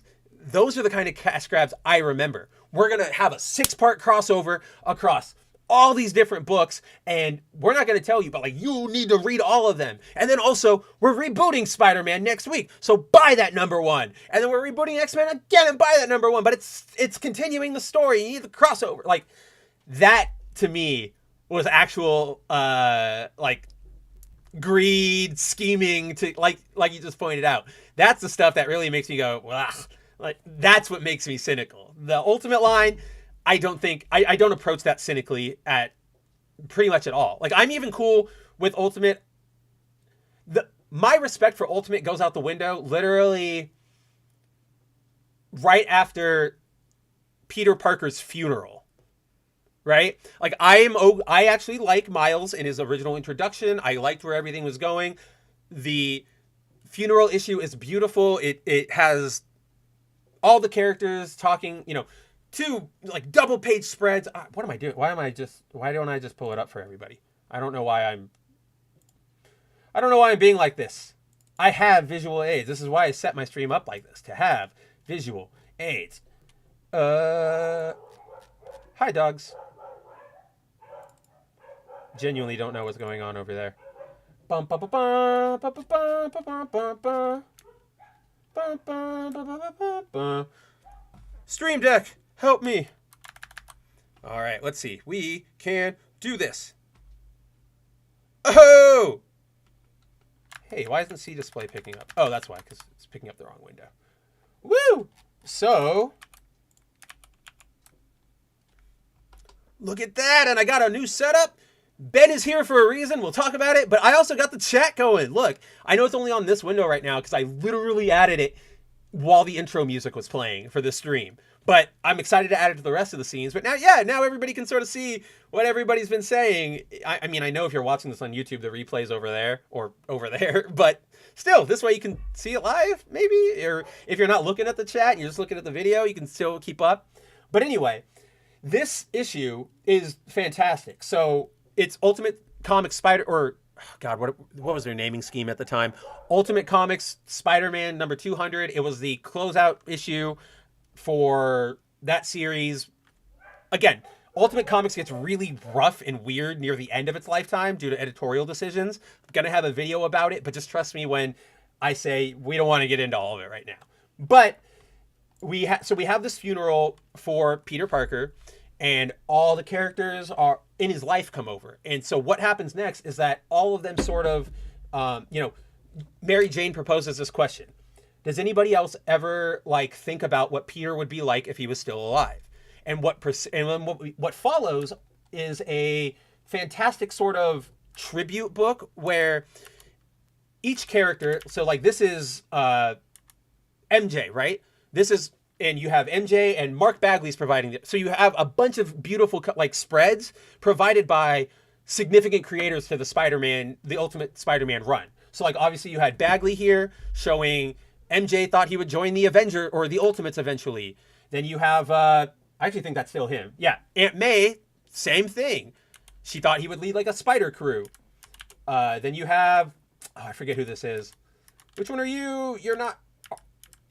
It's gonna bug me. I'll look it up later. But then you have like Gwen talking about how he would have gone on to be that street level hero that we all know and love. We had Miles talking about, it's a good page from Miles where he's like, would he have liked me? I don't know. This is so hard. Like, I didn't know him like you people knew him. I knew him for 5 seconds, right? Like I didn't even know him. I just knew him as Spider-Man. Also, side note, I want to point something out here where for all of Marvel's blistering about the Spider-Man, like Miles is Spider-Man as well as Peter. They're both Spider-Man. I want to read this to you, okay? Quote from Miles Morales himself talking about what would it be like if Peter was still around with him. Quote, I can't help but wonder if Peter was still alive and I ended up getting my stuff together like I have now, would we end up being like a team? Would we be partners or would I be like his sidekick or training under him? Would I be his intern? Would I have a different kind of superhero name? There couldn't be two Spider-Man. Two Spider-Men. Boom. Even Miles recognizes that it grammatically and just culturally does not work to have two people running around with the same damn name. It's in the print. It's coming from Miles himself. I want to throw this in the face. If it wasn't for the fact that I try to practice disengagement on Twitter, it's so easy to just get wrapped up on that site and throw out every opinion you have and react to everything. And I don't want to be like that. I want to present myself a little more calm and level-headed and honestly fun. Like I want my Twitter feed. If I could pop up on your Twitter feed, I want you to know you're at least getting a smile out of something, whether it's me dunking on an objectively bad take like YouTube or Twitter or something, or just sharing a page from a comic I'm reading. Like I want you to have fun when my feed comes up. I don't want to become just another angry, ranty internet personality, right? But if I was, I would definitely be replying to every single Miles Morales thread on Twitter with that damn image. I'm sad because I don't have a big reach because I shared it on Twitter. I only got like 4 likes on it and like 100 views, which I don't care about those metrics except when it comes to this, just because I want the message to spread. You know what I mean? Miles is paint woke by numbers. If he was gay or trans, he would hit every woke point. See, you can argue that, but I don't feel like that's what... To me, woke has a very specific intention behind it, which is performative progressivism. Something being... Like, the existence of a black character is not woke. If the character is being introduced to take over another person's role in order to project, like, I'm the best, I'm the new one, yada, yada, yada... That is when you can start applying woke to the conversation. When it comes to Miles, I believe that he was earnestly introduced as a genuine character. His introduction makes sense. Peter is dead. He tries it out for the first time. He goes, whoa, I don't know what's going on. Nobody made a big deal of his skin. It was just, he's a black guy. Like, oh, that new Spider-Man's black. That's what the media was like. And we moved on. It wasn't until we got into that post, like, Marvel Now period where people started making Miles more of an icon than he is. You know what I mean? They started putting him, we're so diverse, blah, blah, blah. There's a comic that I regularly cite on Bounding Into Comics. I forget which one it is. I think it's it's a Bendis written Miles Morales comic, so it might be from his first Miles Morales Spider-Man run. But Miles specifically says, there's a girl who, I'm not even going to look for, it's going to take way too long. There's so many articles, but there's a streamer who, Miles comes back to his room. He's talking with Gank. They notice on Gank's watching on YouTube a streamer who really likes Miles. And her panel is basically like, guys, did you see today's fight? He got, like, this new Spider-Man got a tear in his costume, and he's black. Oh my gosh, can you believe that? Like, oh, we finally have a black Spider. This is so great. Miles himself straight up says, like, I don't want to be the black Spider-Man. I just want to be Spider-Man. Like, judge me for who I am, not my skin color. So, like, it's hard with creations like corporate creations like this, because I genuinely don't think Brian Michael Bendis, who made Miles, was trying to wokeify anything or promote any sort of specific message. I think that to me was just your old school comic book design element of, like, how do we change this up? How do we make something different? Oh, okay. Make him, a black guy. Instead, like, that's a different mindset than how can we change this to be more progressive? How can we do this to send the right message? That's different than, like, how do we change this? And I think Bendis approached it with a how do I change this up mentality rather than a replacement mentality. Because again, this issue points at, like, they know Miles shouldn't exist on his own. They know Peter is important to the Spider-Man mythos. Like, it's just, I don't think Miles is woke at all. I think what Marvel has done with them has started to tread into that performative progressivism, but inherently as a character, he is not. Just like America Chavez wasn't, because the way she was introduced and the way she was created did not have that bent. She wasn't created to promote a message or to make you think a certain way. She was created to create a character. And so we have to be able to look at intentions and separate things out, lest we just become, the Azes of the world. Like, that's the best reference I have, unfortunately, where we just lose our minds at the smallest inflection, and we make ourselves end up looking like psychopaths, right?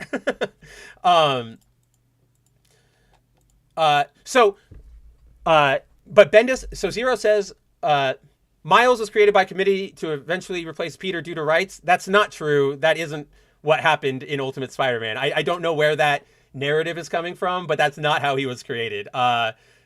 Genuinely, I don't know where that's coming from, Timon. If you can cite that to me, I'll add that to my knowledge and think it over. But Miles was specifically created by Brian Michael Bendis for this next point, which is, as Zero points out, Bendis applied the logic to Ironheart, and we know where it went.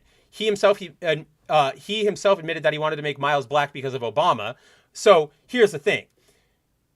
When it came to, so at the core of a lot of Bendis's logic, right, is the fact that he has a black daughter. Like, he has an adopted black daughter. So a lot of what he does is he's creating for her, not specifically in a sense of diversity and inclusion, but specifically, like, for her, right? That's why we have Naomi and we have,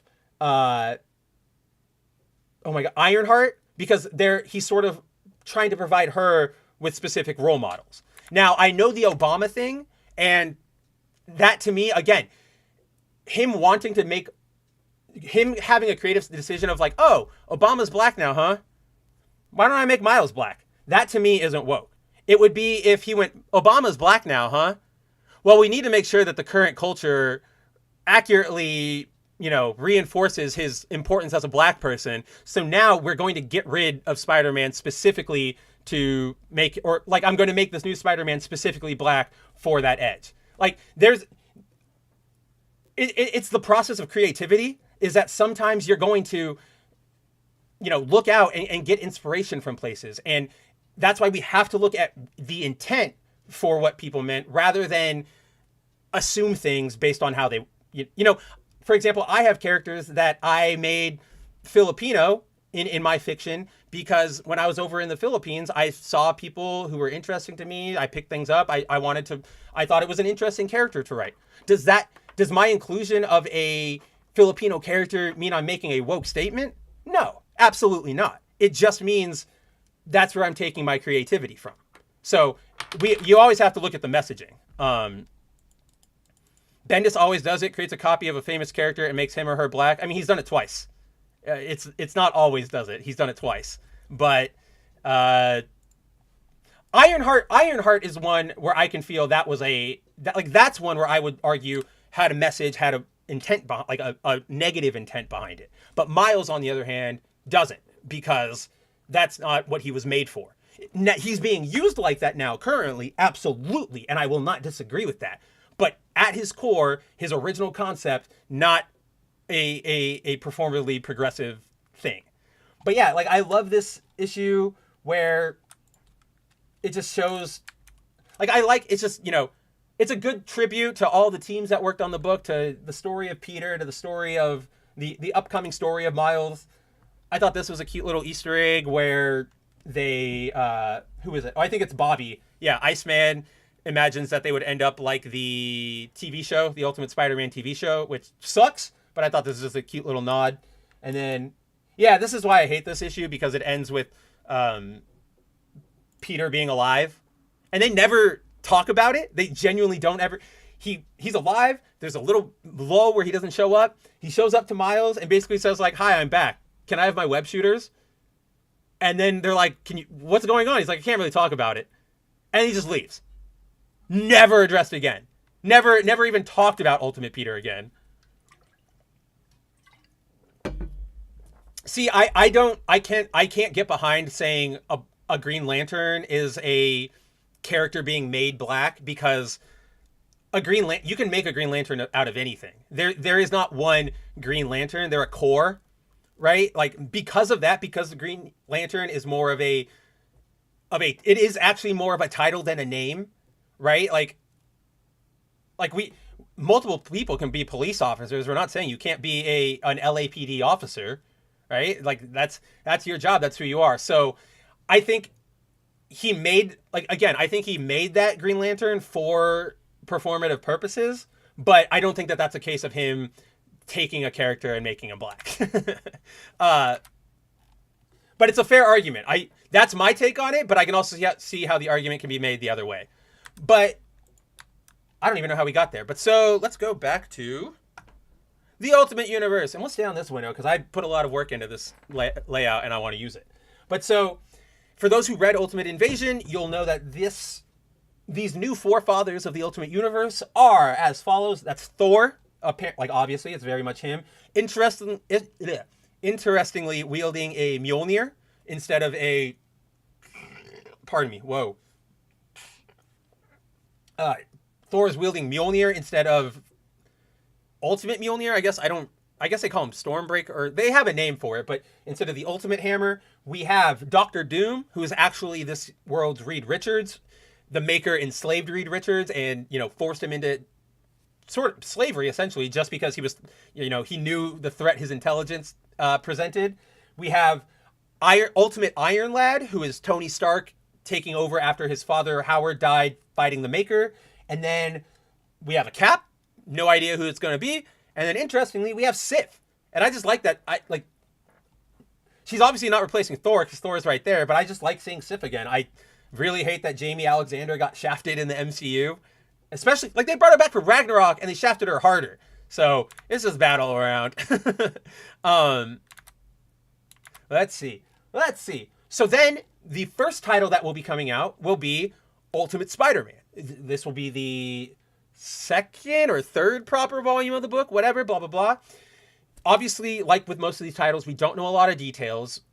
It's obviously spinning out of the continuity where Peter proper didn't get bitten. But according to Jonathan Hickman himself, who is both the architect of the current 1610.2 and the guy who's going to be writing Ultimate Spider-Man, this is going to be, the book is going to feature a, quote, Peter B. Parker situation, which... so hold on to that. So that's what Hickman says. And it makes me think that we're going to be getting a multiverse, a Spider-Verse sort of situation, right? Because that moniker, Peter B. Parker, has only ever been used in reference to that, the older Peter from Spider-Verse, Into the Spider-Verse and Across the Spider-Verse, right? Like, specifically noting him as Peter B. Parker. So with that mention, and the fact that in that trailer up here, so... I'm going to play this one bit, but this makes it different than the rest of the trailers, or the rest of the trailer. Is that Ironheart? No, that's Tony. I don't even. Is there even sound? Oh, muted it. So right here.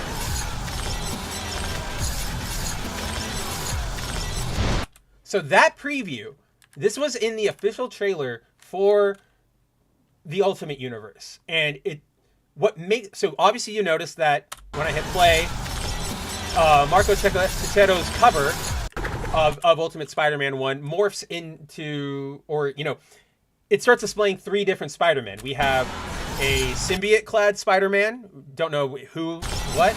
We have Ben Reilly, my boy, back in Unchasmed, right? Like, that's the second one. And then we have Miggy himself, 2099.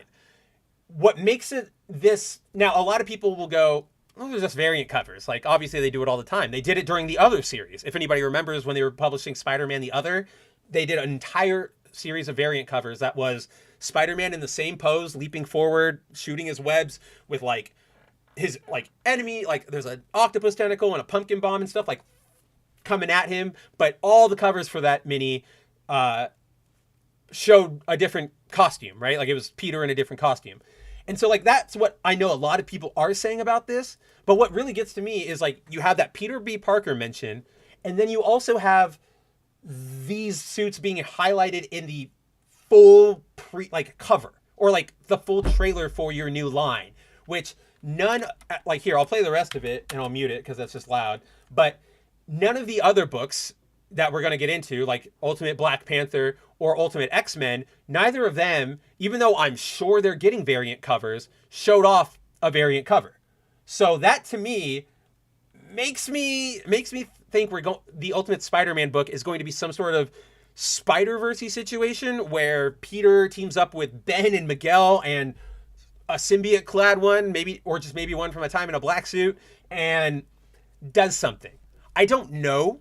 I am definitely interested. Like, I'm going to hold on, Tomo, I'll get to that. So, like, I'm interested just because if those don't turn out to be variant covers, my boy is back. Ben is fucking back, and he's not shit on. And I, like, if it took an entire reboot of another universe and synergy for a freaking animated trilogy to get him back here, fine. And yeah, that's why he's right here, right? Like, this image is that Ben cover. And, like, I lost my mind the second I saw it, because Marvel doesn't pay respect to anybody. Meteor Advocate Timon says, was it made clear if Thor was a god or not in the Ultimate Universe? Yeah, I think it was, because that whole plot happened in Ultimates 2, and Ultimates 2, I believe, ends with him, like Loki admitting that he's a god to everybody else, so then Thor remembers. It's been a while, but I'm pretty sure they confirmed it. Timon says it's saying how many covers will be available. Maybe, like, that's what I'm saying. Right now it's a toss-up, but to your other point, another scheme, yes, obviously variant covers are a scheme. I'm not going to argue that at all. Like, variant covers are a scheme. They've been a scheme since the 90s. The sad part is, the only thing I will say is that, sadly, nowadays, variant covers have probably the best artwork out of Marvel. Like, I really like the images I'm seeing on them, but not enough to, go buy a book or anything. Like, I'd buy a nice print from the artist if they sold it specifically from their web store, but I'm not going to go, to a comic book shop and ask them to stock a certain variant cover for any of this. And Timon also asks, how many issues till it's canceled again? The current trend, as John reported over on Bounding Into Comics, is like, you do stories in clumps of 6 issues, so you get nice, like, trade paperbackable stories. That's what I'm trying to say, like arcs. So I'm guessing at least 6. Maybe, like, at the very, I'll say 12 at the least. I think we get 2 arcs out of this. I don't know if it goes further than this. If any of these books go further, it's going to be Spider-Man, just on the virtue of it being Spider-Man. But, yeah, I don't know if it's going to go a long time. But, yeah, as we saw in that trailer, aside from the exciting news that my boy is back, the boys are back in town. We will be getting an Ultimate Black Panther series, which will be written by, where is his name? His name is, oh, I didn't even freaking write his name. Well, that's stupid. But his name is Brian Edward Hill. He's the one who is going to be writing Ultimate Black Panther. He is currently the writer on Blade Volume 5, which sucks. Like, he is an activist writer. Like, he really is going to, he injects a lot of, modern day talking points into these books. So be prepared. Unfortunately, the only thing I can say sort of countering that is that, like, so first off, I'm not really excited about this Black Panther book because all right, hold on, let me restart. So the basic premise of this book is that Black Panther is fighting for sovereignty of his kingdom against the ultimate Moon Knight, which is currently two people named Khonshu and Ra, who sort of, act as like a fusion type deal situation for Moon Knight. And they have territory in Africa. It's encroaching on Wakanda, blah, blah, blah. So I'm not interested in this series because I feel like that's sort of what we've always gotten, is just Black Panther defending his kingdom. And this suit does not excite me. It's very MCU-y and it's just kind of ugly. And that immediately puts me off. The Moon Knight element, the Khonshu Ra stuff could be cool, but I don't know if it's going to be enough for me to want to check out Ultimate Black Panther. But it's there. Might be cool. What I was saying earlier before I tongue-tied myself was, if you're actually interested in this book, but you don't want to hear any of Hill's current day isms, the only hope I can sort of give you is that the book is set over in Wakanda and deals with very Wakanda Moon Knight centric conflicts. So I don't think we're going to get a lot of like swings at America or anything, comments on that. I could easily be wrong. We know it is modern era, current year, but those are my thoughts on Black Panther. This is probably the one I am the least excited about. I understand why they're doing it, because he's probably, thanks to the Boseman film, one of their more popular characters nowadays. But, and then finally, the last book will be Ultimate X-Men, as written by I think she's the best working talent at Marvel right now, both writing and art-wise. It is Peach Momoko, who, if you've read any Bounding articles, if it's about a Marvel comic, you will see a variant cover from her, because I just love her style. It's so emotive and clean that you can still see everything that's going on, even though stuff is Peach, you rule. You're the best. That's all I have to say about that. But basically, all we know about the Ultimate X-Men series is that it's going to focus on armor and her powers connection to like ancient Japanese tradition and all that stuff. I don't know.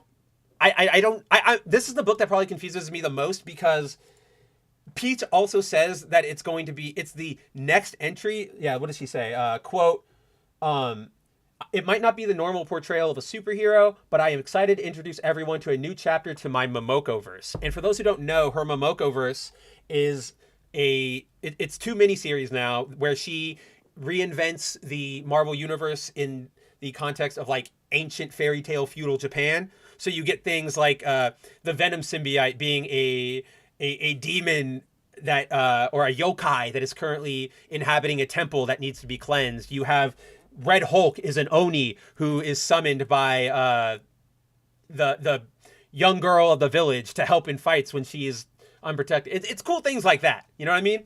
I'm a big fan of them. Obviously, I included the shot of Psylocke and the Momoko-verse Wolverine right there in the article. I like these series. I highly recommend checking them out if you just want something cool, quality, easy read, easy afternoon read. But the fact that she says it's connected makes me go, okay, so in your series, you introduce a lot of this connection to feudal Japan. So is it actually connected to that? Is it all like, are you just saying it's Momoko-verse because you're working on it? I'm a little confused. I don't know, but I'm definitely interested because, again, it is a full book done by Peach Momoko, focused on my favorite non-primary X-Men. Like, I love Armor. I think she's the coolest ever since the Whedon Cassidy Astonishing run. I just liked her a lot. So, I mean, she pales in comparison to Cyclops. That's my boy. And I also like Havoc a lot. But, yeah, so I don't know what's going to happen with that book. Might be cool, but obviously the big news of the day, come on, guys. Like, he's back. I just smile when I see it. Like, it's fantastic. Yeah, just super excited to see Ben again. If you are playing with me, Marvel, if this turns out to be, like Timon said, just a variant cover, or if this is some damn bait and switch, like if you open this book with those 3 Spider-Men being killed to give Peter motivation or something, I am going to lose it. I don't know what, like, I will lose my mind. I'm going to put my fist through my monitor, right? I'm going to throw my tower out of my window. I will go buy Blu-ray copies of Zack Snyder. I'll buy like 70 copies of Zack Snyder's Justice League just to stick it to you, because I will be furious. Okay. Be careful, Marvel. Be careful. Okay, with that said, let's stay on the subject of Spider-Man for our final topic of the night, which will be... Oh man, do I not have it in the right window? Where was it? I had it. So, as we all know, this week has been... It is currently an insane week for video games. We're getting Sonic Superstars. We're getting Super Mario Wonderland, which both of those titles I've heard are fantastic. Pro told me, WDW Pro, my good buddy, co-teammate at that Park Place, whatever you want to call it, but good guy, he said that he had already busted out Superstars with his kids and they were loving it. Josh Berger, my homie over at Bounding Into Comics, fellow editor, he got Wonder today and he's been jamming out on it all day to the point where I've barely been able to get a word to him, right? So, and we're also getting the release of Marvel's, Insomniac, Stan Lee's, Sony's, Disney's Spider-Man 2. So, obviously, I have not yet had a chance to play the game. I do not own a PS5, and I don't plan on buying one anytime soon because everything important gets ported eventually, right? I mean, the fact that we've already gotten Spider-Man 1 PS4 on PC means this is definitely going to come at some point. And then the only other game I would have bought a PS5 for, Final Fantasy VII Rebirth, whatever the second one is. I always screw them up, even though that's my favorite video game franchise. Second, after Mega Man. But whatever the next, Reunion, Final Fantasy VII Reunion would be the other game I'd want to play. But that's definitely going to come to PC too, because the first one did, and the exclusivity window for PS5 was already announced. It's only like 3 months. I can wait 3 months to play a game, right? I have backlogs and I'm still working my way through Mystery Archives Rain Code and Mega Man X Dive. Like, I've got things to play. So I'll just wait and save myself $600 and engaging with Sony's. And like, that's the other thing. I don't want to pay for Sony's online service nowadays because it's so much money for nothing, right? Like, I actually canceled my PSN when they announced the price hikes because it's absurd. Again, it's that same thing of, why are you boosting prices during a recession? You know what I mean? Timon says, oh, this game, skipping it, did not like it. Everything comes to PC. The problem is how it does. So, yes, PC ports are always a problem. How many games have we seen that just become disasters when they release over here, right? But to your other point, oh, this game, skipping it, did not like it. So my general opinion on this game right now is out, but it's sort of leaning not negative, but unimpressed. From what I have personally seen, like I said, I haven't played it yet, but from all the previews and reviews and all the things I've seen, it is very much sequel-itis, where it is more of the same, which is not bad. It just doesn't make the same splash that the first one did.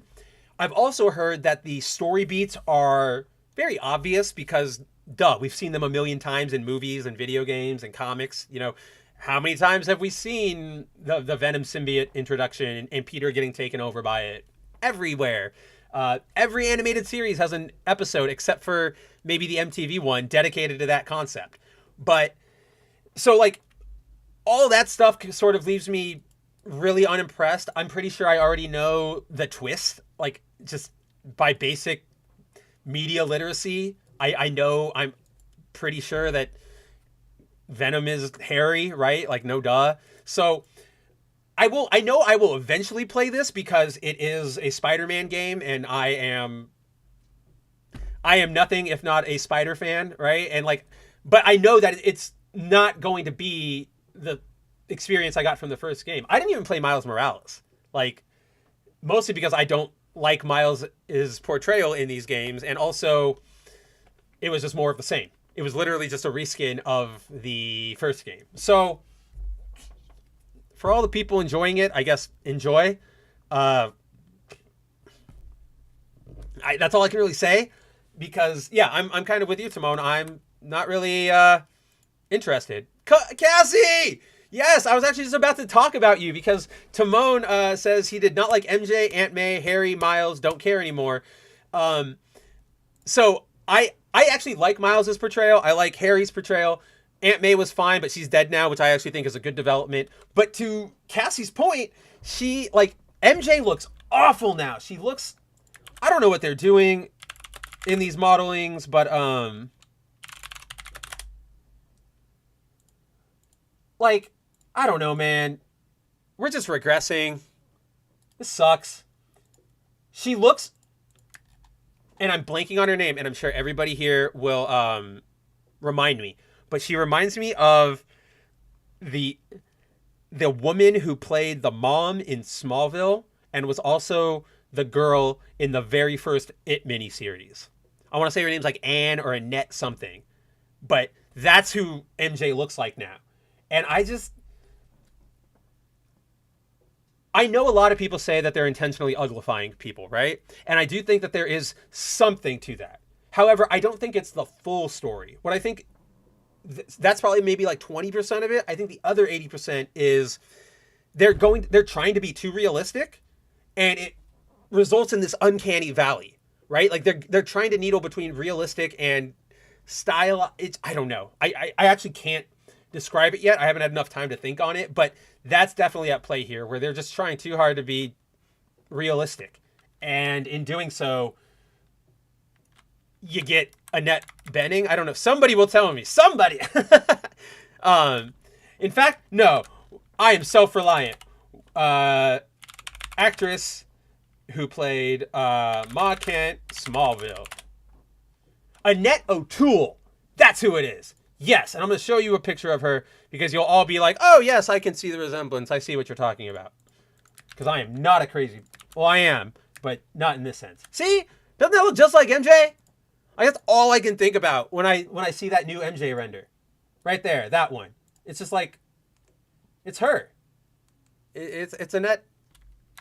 It's Annette... Oh my gosh, O'Toole. Like, it's just her. Yeah, see? Even Timon sees it. Timon also says Spider-Man on PS1 is still the best Spidey game. It's up there. I also like Electro's Revenge. Like, I like both of those ones a lot. I think the first one is better. I think I'm with you on that. I also love Spider-Man 2, the movie game. It's just this lightning in a bottle that we'll never be able to capture again, you know? But to that end, because I have not played the game, the reason I wanted to talk about this Spider-Man 2 is because thanks to Polygon, we have finally gotten the full list of costumes that will be in this game. And I think in the spirit of this channel, in the spirit of my fandom and who I am, I think, I think we should go through them, take a look, rank them, rate them, talk about them. I originally wanted to do a tier maker list type thing for it, but unfortunately, like, that would have taken way too much time. I would have had to make images for everything, and I'm not about that life. So let's get started. Thank you, Polygon, for providing this, specifically Zach Rabaroff. I don't know. You assembled the article. I just saw right here it says images by Insomniac Games, Sony Interactive, so that means it was provided to them, which, fine. At least they're high resolution. The the game original Spidey suit. Oh, you mean the Spider-Man PS4 one? Dude, I hate... What? No, it's not that. What do they call it? The advanced suit, right? This thing sucks. I hate this suit. It's just like... You've got unnecessary MCU lines on his, like, chest and stuff. On his legs. You have... I don't understand these weird bracers.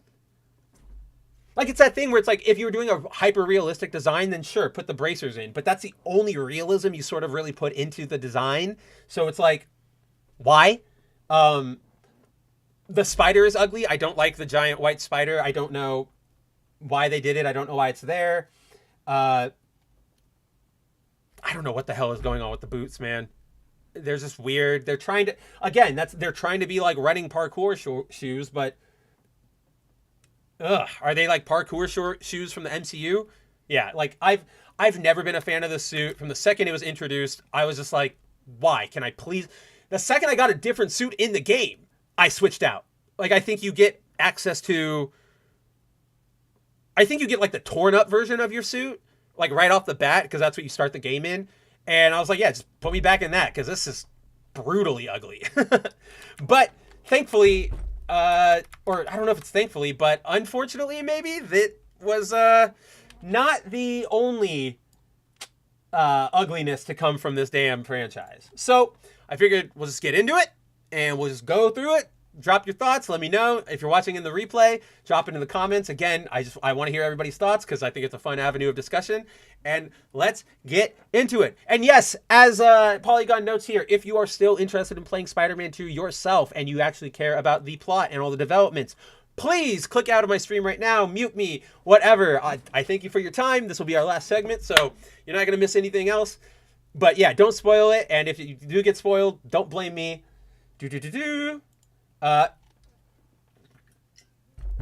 So we start here with our advanced suit, right, Timon? I think the model looks better, but I don't think the suit looks better. The suit looks just as bad, but like look at the shoes. They didn't even improve the shoes, but I think just the model looks better. Like, the quality is better. You know what I'm saying, Timon? I don't know if I can really put the exact words to it, but yeah, see, you did the same thing, Timon. You switched to the 2000s movie suit immediately. That same here. And then, of course, the second I got the Scarlet Spider hoodie, all bets were off. So, yeah, prettier model, still a pretty ugly suit. Not really a lot to write home about. We've got his Amazing Spider-Man movie suits, which look pretty good. I don't think that's the Amazing Spider-Man 2 suit, right? Didn't the Amazing Spider-Man 2 suit have black webs? I'm pretty sure that's just Tobey's suit. And I think Polygon screwed it up.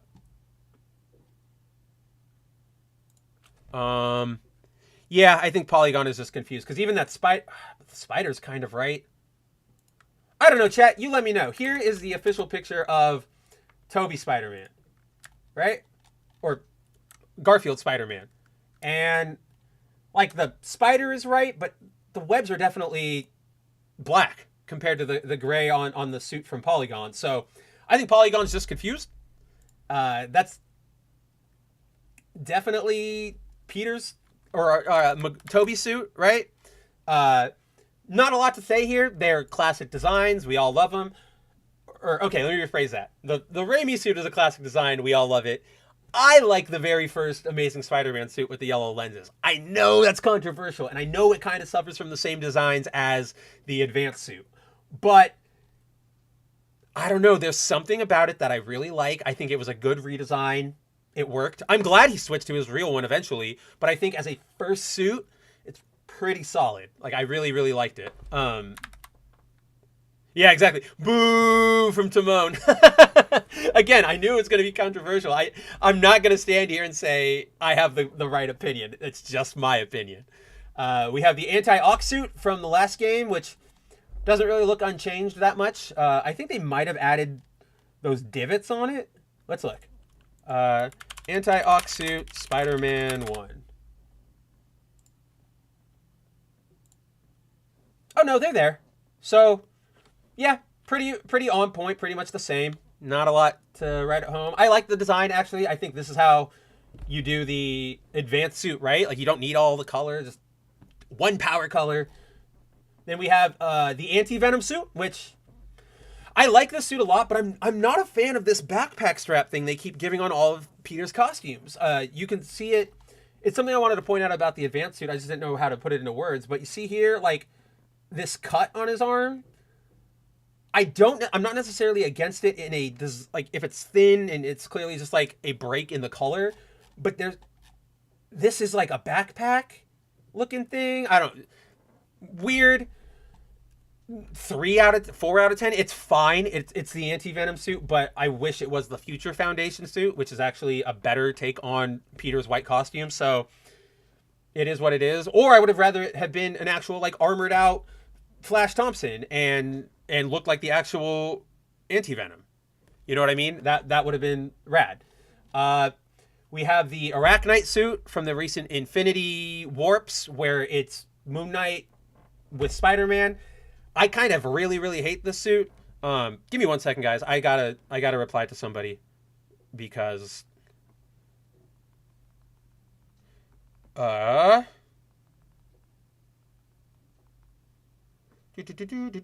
see, this is why Josh was supposed to co-host with me, so he could vamp while I had to take care of serious business.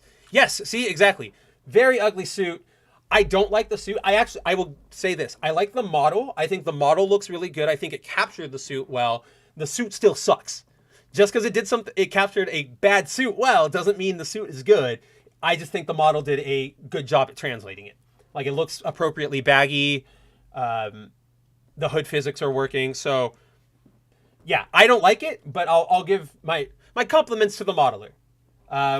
The black and gold suit from No Way Home, not a lot to write home about. It looks movie accurate. He's even got the Strange Gauntlet on.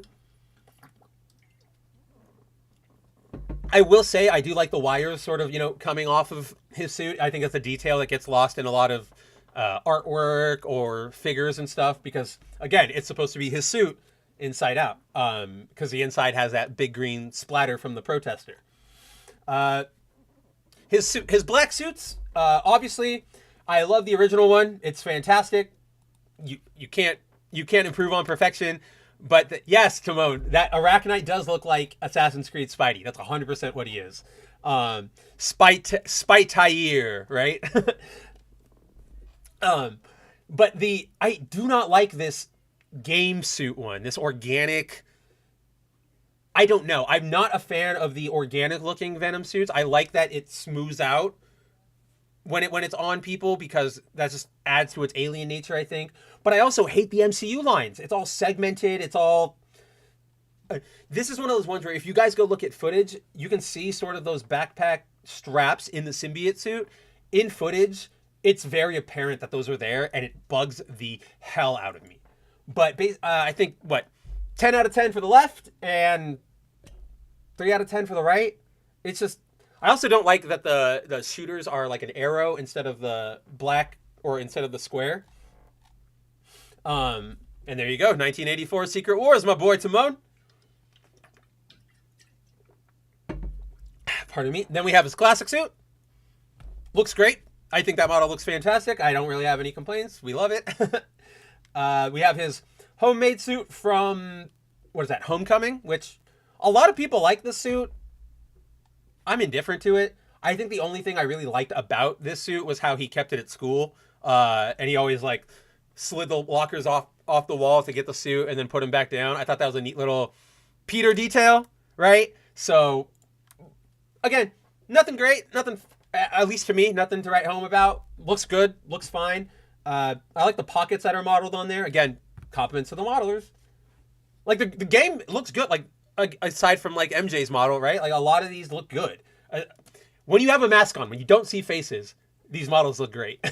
Then we have the hybrid suit from Infinity War, Endgame, all that fun stuff. I think the suit looks better on Peter as an adult. So or sorry, let me rephrase that. I think the suit looks better on Peter as an adult, but I definitely think that, what am I trying to say? I think the suit works on Peter as an adult. I don't like the suit overall. I think especially on Holland Spider-Man, it's very much reinforcing that Spider-Boy element, and it feels too techy. Whatever they did here made it feel like a very good blend of metal and spandex. So good on it, I guess. Looks all right. Looks not bad. Then we have this time the Noir suit is replaced by one modeled after the Into the Spider-Verse design, which I hope it still keeps. In the original game, they had this cool feature where Miles and Peter got Spider-Verse inspired suits, and when you use them, it would like lower the frame rate, it would do a bunch of cool little graphical things, and I really hope this keeps that up, because that's like the main feature of putting on a Spider-Verse costume, right? Then we have, this bothers me, this sucks. We have the Iron Spider outfit from Infinity War, Endgame, blah, blah. Oh, that's different. This suit is from No Way Home, and it's the one he gets after like Doc Ock rips off his suit or he like gets it attached back. This is that Endgame suit. This one I'm not a fan of. I really don't like all the metal, all the lines. Even on Peter, I don't like it. Love this one. Love the Iron Spider suit, except I think they ruined this one because they gave it all the damn MCU lines. You don't need the MCU lines. I just get them out of there. The original model in the first game looked fantastic. It looked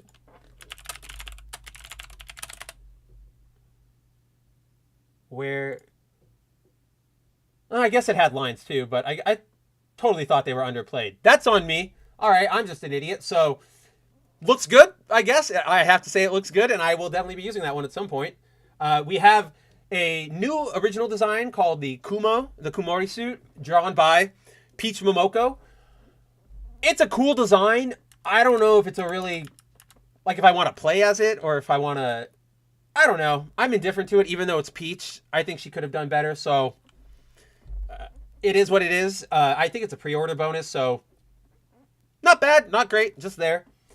We have it's called the Last Hunt suit, which is obviously a Kraven the Hunter themed suit, so it definitely looks like a Kraven the Hunter suit. I can't really say any more past that. I think the mask is ugly. I don't know why it has like a widow's peak or... And then again, it's just too busy with the MCU stuff. I do like the plating, like the look of the plating on his chest and stuff. I don't know if I like the color scheme and how it works with everything else, but I do like that very brief chest thing. And yes, Iron Boy Zero. Iron Boy, Iron Lad, the Incredible Spider-Boy, however you want to refer to it, that version of Spider-Man.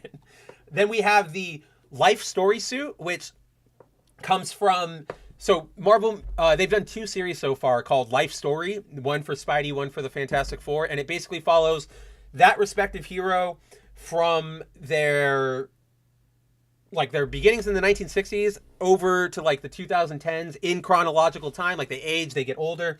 This suit is used by Peter when he's old and going into space and he's on a mission with Miles. It's fine. I do like the helmet look. It reminds me of like old school cartoons where it's like, we're going to space, just throw a helmet on the guy. Aside from that, it is what it is. It's good. It's a good jumpsuit design, I guess. I'm not that excited for it. I figured it probably would get into the game, but I just, meh. Again, it's like Momoko's. It's there. This one, I love. This is probably the best suit in the game after Ben's, right? Because they don't really recognize what it is. They call it the new blue suit. But this is Peter's Fantastic Four uniform. That's absolutely what it is. From the very few times he joins the new Fantastic Four. Totally in for it. Love it. I also love how smooth and clean that model looks compared to all the lines of the MCU suits we've seen before. So, like, definitely in for that one. The very first real appearance of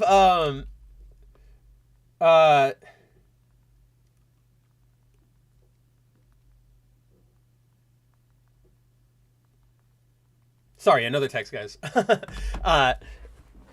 It's finally our very first shot of the suit worn by Peter at the end of No Way Home. It's a great suit. I really like this suit. I hope this is not the last time we see it, because like I don't know what they're doing over on their movie sets or in their movie production arm over there at Marvel, but great suit. It probably looks fantastic in action. I love that there are no MCU lines. Like, the MCU finally got it right. But yeah, like, I would probably wear this suit if I was playing the game. I love this suit so much. Then we have a Saving Lives suit, which I think is just an original design. It's based off of the Prowler. I kind of hate it. I just think it's ugly. He looks like a BMX, or not even BMX, like a motocross biker. The color scheme is just used weird. Too many MCU lines. Definitely bottom of the barrel. What do I even need to say? You fucking kidding me? Of all the suits, he chose to not only waste a slot on this one, but MCUify it with a bunch of lines. Get out of my face. Get out of my face! Classic Scarlet Spider, the best suit in the game. Looks fantastic.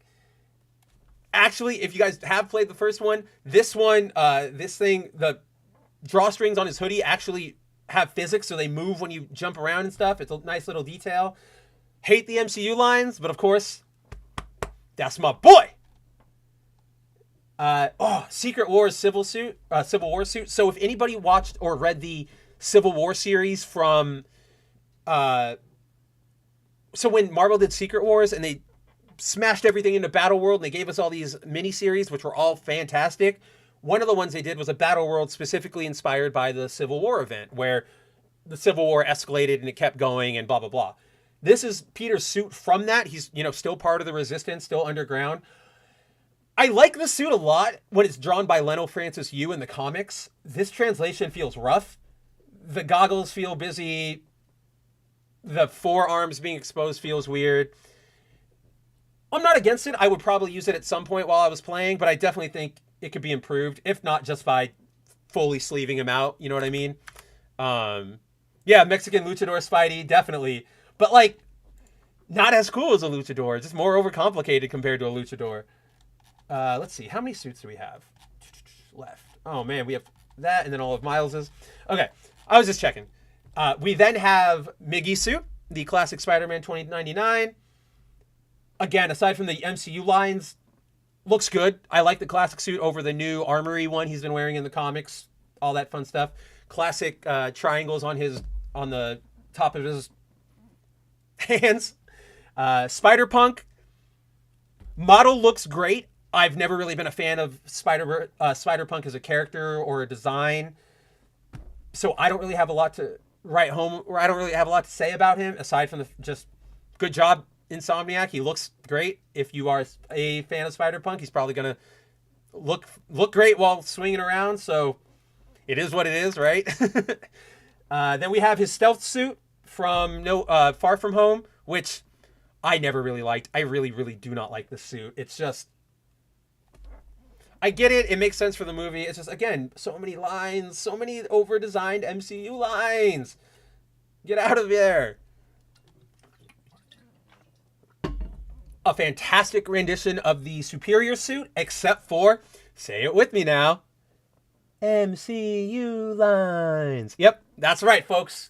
A fantastic design, once again hindered by the MCUification of Marvel, but I do like that he still has his Tabi shoes. Those are awesome. Those are rad. So if I was playing, I would definitely be playing as Ock at some point, because if you know me, you know I love my Superior. Then we have his movie suits. Again, nothing to write home about. Never really been a fan of either of them. The black one, on the Far From Home ending one, is better than the No Way Home new one, but they're just they are the MCU versions of his classic suit. Again, models look great. That's all I can say. Okay, so now we have an actual Raimi suit. So I don't know what the hell they're talking about up there, because that was weird. Remember when we were talking about the different suits? But I digress. So fantastic looking. The webs are raised. Be quiet, Siri. The webs are raised. His you can sort of see if we zoom in a little bit. Oh, too far. We went all the way up to Spider-Punk. You can sort of see right here that it's his lenses are appropriately reflective. Yeah, it's the black suit from the third movie. So which I was never against. I actually think it looks pretty solid. I do like it. If you've ever seen, there are people who've done edits where they've turned the webbing black instead of silver, and I'm actually kind of a fan of those. No, you're spoiling. We're spoiling. We're spoiling. And yeah, so apparently those are the suits for Peter. Not a lot to write home about. I wish we had the Future Foundation suit back, and I also wish we had the suit from his, I don't even know who was writing. I think it was Spencer's run recently, the Marvel Now suit that's like shiny metal and it has the glowing green spider. I know it sounds and it looks as a concept ridiculous and too much for Spider-Man, but in execution in that first game, it's the best looking armor. It just looks so good. Sad to see it gone. Very much sad to see it gone. Where's Bagman? Where is Bagman? Bagman is non-existent here. Thankfully, we got out of it with Ben. Like, I am genuinely like, I'm doing the Denzel meme with the fact that we got. Where are you? I thought. Did I go that fast? Yeah, like doing the Denzel meme of. Zero. They put the lines on these suits because of the damn. It's just MCU. Remember the MCU? So now, those suits aside, they're mostly fine. There are a couple I'd like to play with. Most that I would probably mod out, right? Hope somebody could mod in better variations of the suits. Where's my Captain Universe suit? I love that suit. Where's that one? I like that one. Or Spider UK. Spider UK's suit is really cool on its own too. I don't know. 75, 67, whatever the slots are you have for this game, and instead of any of those, you put in the third Scarlet Spider suit. You didn't even put in his second suit. The one that's right here. Like this one, his actual suit. You didn't put that in, and I don't know why. But now we get into Miles' suits. So we have... Holy shit, that's a bad suit. They call this the... Oh, wow, everything's doubling up. So that is his new video game suit. It's ugly. That's ugly. Too many lines. Too shiny. Gross. His 10th anniversary suit. This is what he's currently rocking in the comics. I fucking hate this suit. I hate any spider design that gives him shoes. And I don't know what the hell this weird half hoodie is. Look, during the pandemic, instead of regular masks, I wore gaiters, right? Because I just had a bunch of them, and they were acceptable by whatever standards. They don't stay up, especially if you're jumping around. It's the same problem I have with spider characters who wear their hoodies. Like, Ben doesn't wear his hoodie, but in his third suit, he did. And it's just like the physics make it not work. Like, it doesn't make sense. And overall, this design is just bad. Like, he's got his little, like, thong underwear here because that's where the red ends. Just bad. Just bad. The racist suit? No, this isn't the racist suit. The BLM suit is the all gold one he gets at the end of the last game when you actually get it from completing the Black Lives Mural outfit. Remember? And yeah, I hate this design beyond everything, so let's leave. An Absolute Carnage suit. Fine. It's another one of those symbiote bio looks I do not like. I kind of like Miles' eyes because they're like, that yellow is a good offsetting color, but aside from that, not great. Like these, obviously. They're the Spider-Verse suits. Thankfully, they didn't get MCU-ified. Oh no! I take that back. Miles has MCU patches on his suit. I think that's in the movie, but I forgot about that. That sucks. Thankfully, yeah, he's fine over here from the first movie. So, first movie suit, good. Second movie suit, bad for Miles. And yeah, these are the suits that I hope have the weird frame differentials and all that kind of cool stuff. An advanced tech suit. It's supposed to be like his version of the Ox suit. Fine. Not a lot to write home about. Sort of the same complaints I had about the Ox suit, where it's a little too segmented. Bleh. Which suit should have had more red? Timon? Spider-Verse ones? I think the Spider-Verse one, the first one, like, pulls it off perfectly. That balance. An Agent of S.H.I.E.L.D. suit, obviously inspired by his dad, who did serve as a S.H.I.E.L.D. agent. I kind of like this suit. It's different. It's unique. not, maybe it's not a good Spider-Man suit, but like it's an interesting Marvel suit. Yeah, the Carnage, you're okay. I'm with you there, Timon. Carnage suit definitely should have had more red instead of the black. Maybe just like invert it so that the red parts are black and then he's all red. Shalom, Hillam, you're here. A little bit late today, but nice to make it to the live stream. I hadn't gotten to the end yet, and I didn't get to shout you out. But guys, you know what? No, screw that. I'm just gonna hold out to the end. What am I doing? I'm getting ahead of myself. We then have, yeah, so suit, okay. Interesting to see. I like brightly designed suits, so that's where I'm at. We have that awful suit from the Miles Wolverine comics, right? Or the What If Miles Morales, where he became Wolverine, Cap, Thor, and I think somebody else. I think Hulk, maybe? I don't remember. But ugly. I hate it. The other one was better when he had his face showing, because it was an actual Wolverine mask. I hate this one. I know it's here because you're scraping the bottom of the barrels, but thankfully Miles Thor is not on this list. I've already gone over the list. He's not here. The stupid Bodega Cat suit. I'm really sick of this, like, cat memification, right? Like, the entire point of the suit is that Miles has Spider Cat in his bag, and he kind of hangs out with you while you flip around. Dumb. I mean, that's one of those ones that also breaks my immersion, because it's like, how's the cat staying in the bag while you're flipping around? And again, more shoes! More shoes! Those are some pretty sick Adidas, though. I would wear them. His Boricua suit. Boricua.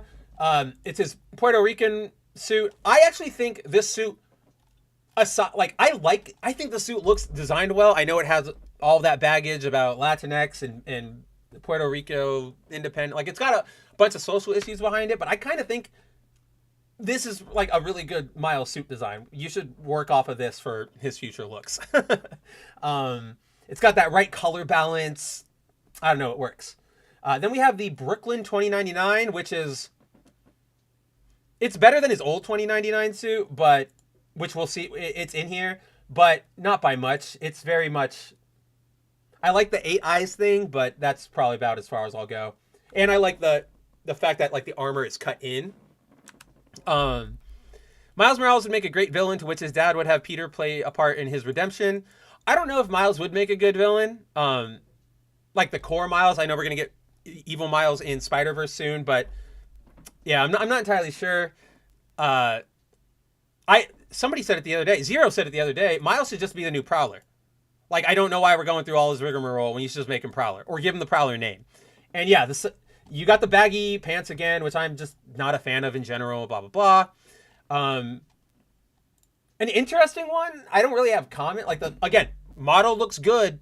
Weird choice for a suit, but, you know, you got kind of your Zoot suit, City, Louis Armstrong looking appearance. Great model. I'm not a big fan of it. You can really tell when they're stretched, like, reaching for appearances to give Miles. Like, it's ridiculous. Classic suit. Doesn't look bad. Again, remove the MCU lines, and I think you've got a winner here. Perfect amount of red. I do like the red fingers. Never really had a problem with that suit design. Almost does look like a noir suit. You're right, Tahillim, especially with the hat. Just give him a coat, but not that awful vampire hunter coat we looked at last week. Crimson Cowl. So this isn't even a Miles character. It's just another character. Like, it is the Crimson Cowl, who is a Thunderbolts character, and a minor one at that, right? But for some reason, they've given the suit to Miles. They did it in the Miles Morales game. I don't know. I don't know what to tell you. It's not great. It's really ugly. It's really, really, really ugly. It kind of looks like a Michael Jackson type suit, but I know that's not what they were intending, and it makes me sad that that's where we're at. Yeah, it's the red hood plus Miles, but not even like a cool red hood. It's not even like the mask. It's just a literal hood.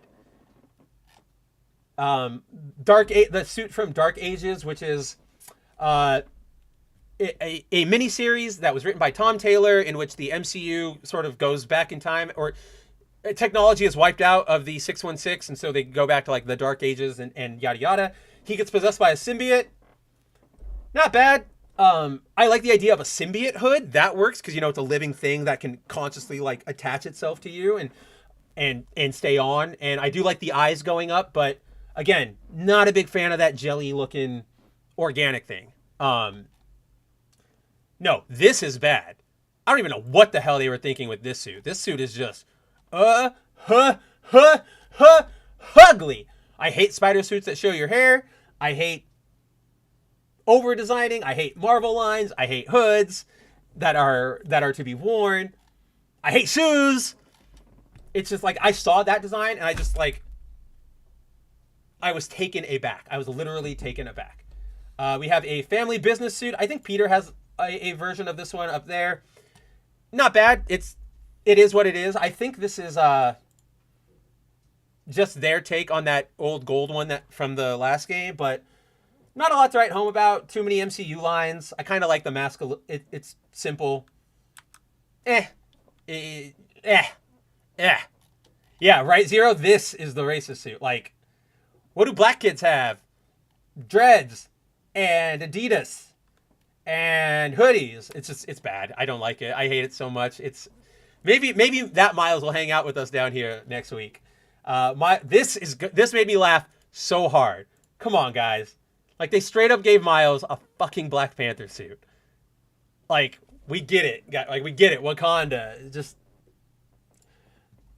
like, cool off. Cool your jets, Marvel. Like, chill out.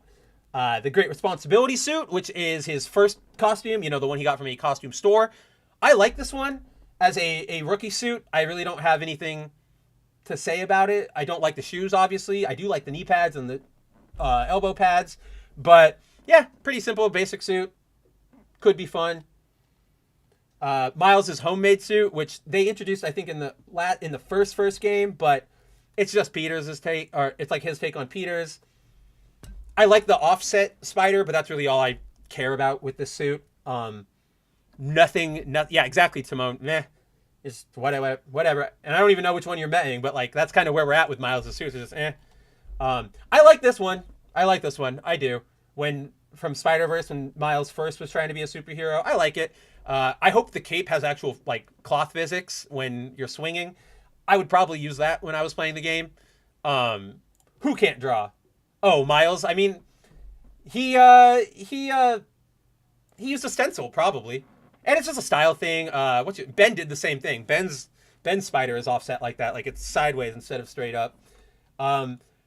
Miles' suit from the King in Black storyline, it's not that tight. It's literally just his suit with a swirl on it and a slightly venomized logo. Not a big fan of it. Again, it's got that jelly look. I like the hand wraps, but I think I just like hand wraps as I'm a Sonic Boom character designer, and I just like hand wraps as a general concept. Miles' spacesuit from Life Story, again, nothing to really write home about. Kind of surprised they included it because it's so boring. Like, in the comic, it's just supposed to be like a routine maintenance trip, and they come back. That's why they don't really style out. That's a neat little thing. There's like webs on his boots, whatever. But, a wasted slot. The 2020 suit, this is the one I was referring to as the 2099 suit, but, his Daft Punky suit, we've seen this before. I do like the idea of masks and suit details being, like, projected onto a screen.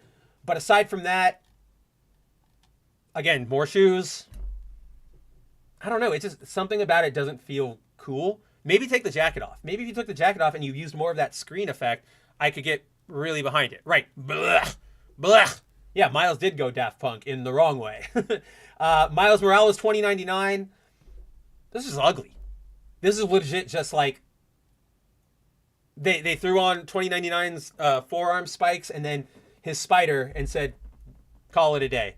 Like unnecessary white highlights to MCU it. The lines, they're there. Miles also has his own version of the Kraven suit. We kind of went over it already, so I don't know why the damn hoodie. They keep putting the damn hoodie on all of his suits, and up is the problem. Again, yeah, the most dangerous game suit, whatever. It's the literal same one that Peter has. The programmable matter suit, I actually like this one. It's very reminiscent of Peter's suit from the Hellfire Gala like 2 years ago or whatever. I think it could use some work. I think it gets a little busy in the lines that, appear under the lines here. But I like it. I unapologetically like it. But you guys know me. I love translucent, glowing stuff. So you make a costume glow, I'm a sucker. I'm there. Yes, then you have his Prowler suit from Miles Morales, which you unlocked from beating the game. Actually, not a bad suit. I think if you de-MCUified it, it would look pretty good. Like, if you removed a lot of the lines. And, I mean, the color scheme just works. It's a good color scheme. It's a classic color scheme. It works on this suit. Not bad. Send it back to maybe another draft, but not bad. Shadow Spider, yeah, he got it. I don't even remember what this was. Oh, they had like a medieval storyline in Champions for a little bit, but yeah, it's, again, we got that hood, a surprising restraint on MCU lines, but again, nothing really exciting. I do like that his print is on the inside of the cape, but that's about as far as it goes.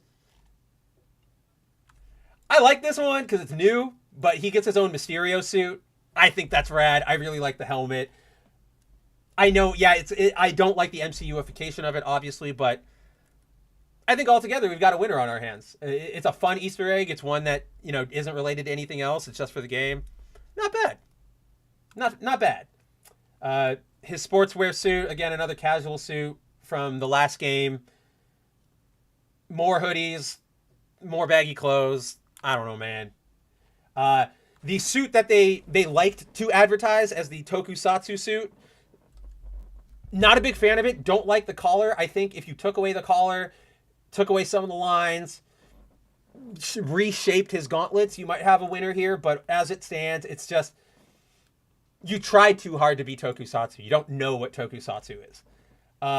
Miles Morales is the end suit, which I think is good for like a casual. I don't like the sleeve design, but I think it's a good casual suit. If you remember the End series, those are all about, the literal last stands of these characters. So I think for Miles being, about to die, about to confront the last battle, I think that works.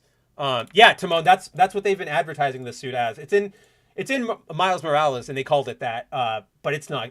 I'm just like, it's not even Kamen Rider. It's like a Western artist idea of Kamen Rider. It's just, it's not great. Then, yeah, finally we have his version of the tracksuit. I mean, at least all they did was throw some white paint on it, as opposed to Peter's, where they gave it a bunch of crap. But still not a fan. Still kind of boring. Still a little busy. I would definitely redo his hands over here. Maybe take away the inside red lines. I don't know. But so yeah, guys, those are the suits for everybody in Insomniac Spider-Man 2. I think, honestly, walking away from Miles, the only suit I like is that programmable matter suit, along with his standard one, wherever it was. I mean, easy. It's basic. It looks great. And yes, I have a design spot for this one. Not necessarily everything it was made for, but I like the design. Miles overall, 4 out of 10. That sucks. Like, his costumes are bad. I don't even know if it's a villain suit, Timon. Like, it is literally like if you went up to somebody who doesn't care or know about Power Rangers or knows about it as like a meme, and you said, make a Power Rangers themed Spider-Man. And they just went, oh, Toku has this and it has that. So, like, they know what goes into the design. They don't understand how the design is supposed to be made, right? So that's where we are with all those. Miles, buddy, you swung out. Peter, you also kind of swung out, but like, just thank God up in heaven that he remained, like, I just, thank you. Thank you, Insomniac. But guys, all right, with that said, I think that we can bring this show to an end for tonight. It has been a lovely 2 hours and 40 minutes. I can't believe that these streams are just getting longer and longer. I genuinely didn't think I would have anybody engaged while listening or have this much to talk about, but I'm having a blast and I'm so thankful that I get to do it. Obviously, I wanted to give a shout out earlier today to Hillam. Said he wasn't going to be able to get to this, like, make it to the stream. He was busy. So I plan to give him a small shout out here. Guys, go check out his channel. I love all of his stuff. He's uploading new reviews and content every day. He just did a unboxing for the first box volume set of One Piece. Check him out. Good stuff. Yeah, I just wanted to make sure I gave him that shout out in case he wasn't here, but he showed up, so we're all null and void. Yeah. Obviously, guys, you can find me every day on Bounding Into Comics, putting up articles, new articles daily, new videos daily. There's always something going on over there. You can check me out personally. I obviously on Twitter at Kabuto Writer Mav, on this channel where you can hit that like, hit that subscribe, hit that bell. You can also catch me on both, or on in 3 different places nowadays, on the Bounding Into Comics live stream, the Black Pill stream, every Wednesday night at 9 p.m. Eastern time, where we go through the pop culture news of the day. The WDW Pro Show, I'm an occasional guest where we talk about a specific topic for 10 to 20 minutes.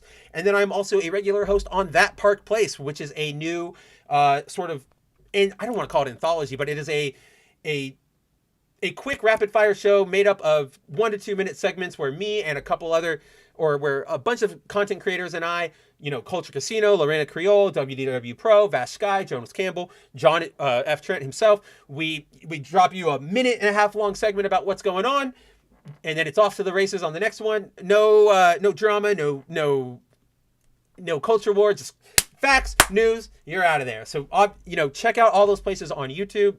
It would mean the world. Obviously come back here next week, 5 p.m. Pacific time. We'll be talking, who knows, it's always it's always something. So, man, I think I have the clip I want to go out on. Yeah. Okay. This is a bit of a classic, but, I think this is, pretty appropriate for our stream tonight. So yeah, guys, thank you for stopping by. I love seeing and talking to every single one of you. I hope to chat to you guys soon. With that, check out, here it is, your moment of not Zen, and I still have yet to come up with a better outro, if you will, and it is bugging me. So if you guys have any ideas for a better title introduction to that, instead of just straight up ripping off Jon Stewart, I'm totally into hear it. But with that, I give you this week's moment of classic Zen. The way he leaps off of rooftops and flips backwards to face the camera before falling into a headfirst dive is just full of the exaggerated swagger of a black teen. It gives me goosebumps every time he does it, especially as the music begins to swell. Absolutely fantastic. So this weekend, I hope you all try to embody the exaggerated swagger of a black teen, and I will see you guys next week. Take it easy, everybody. Oh, no, wait, wrong scene. Now I can say, take it easy, everybody.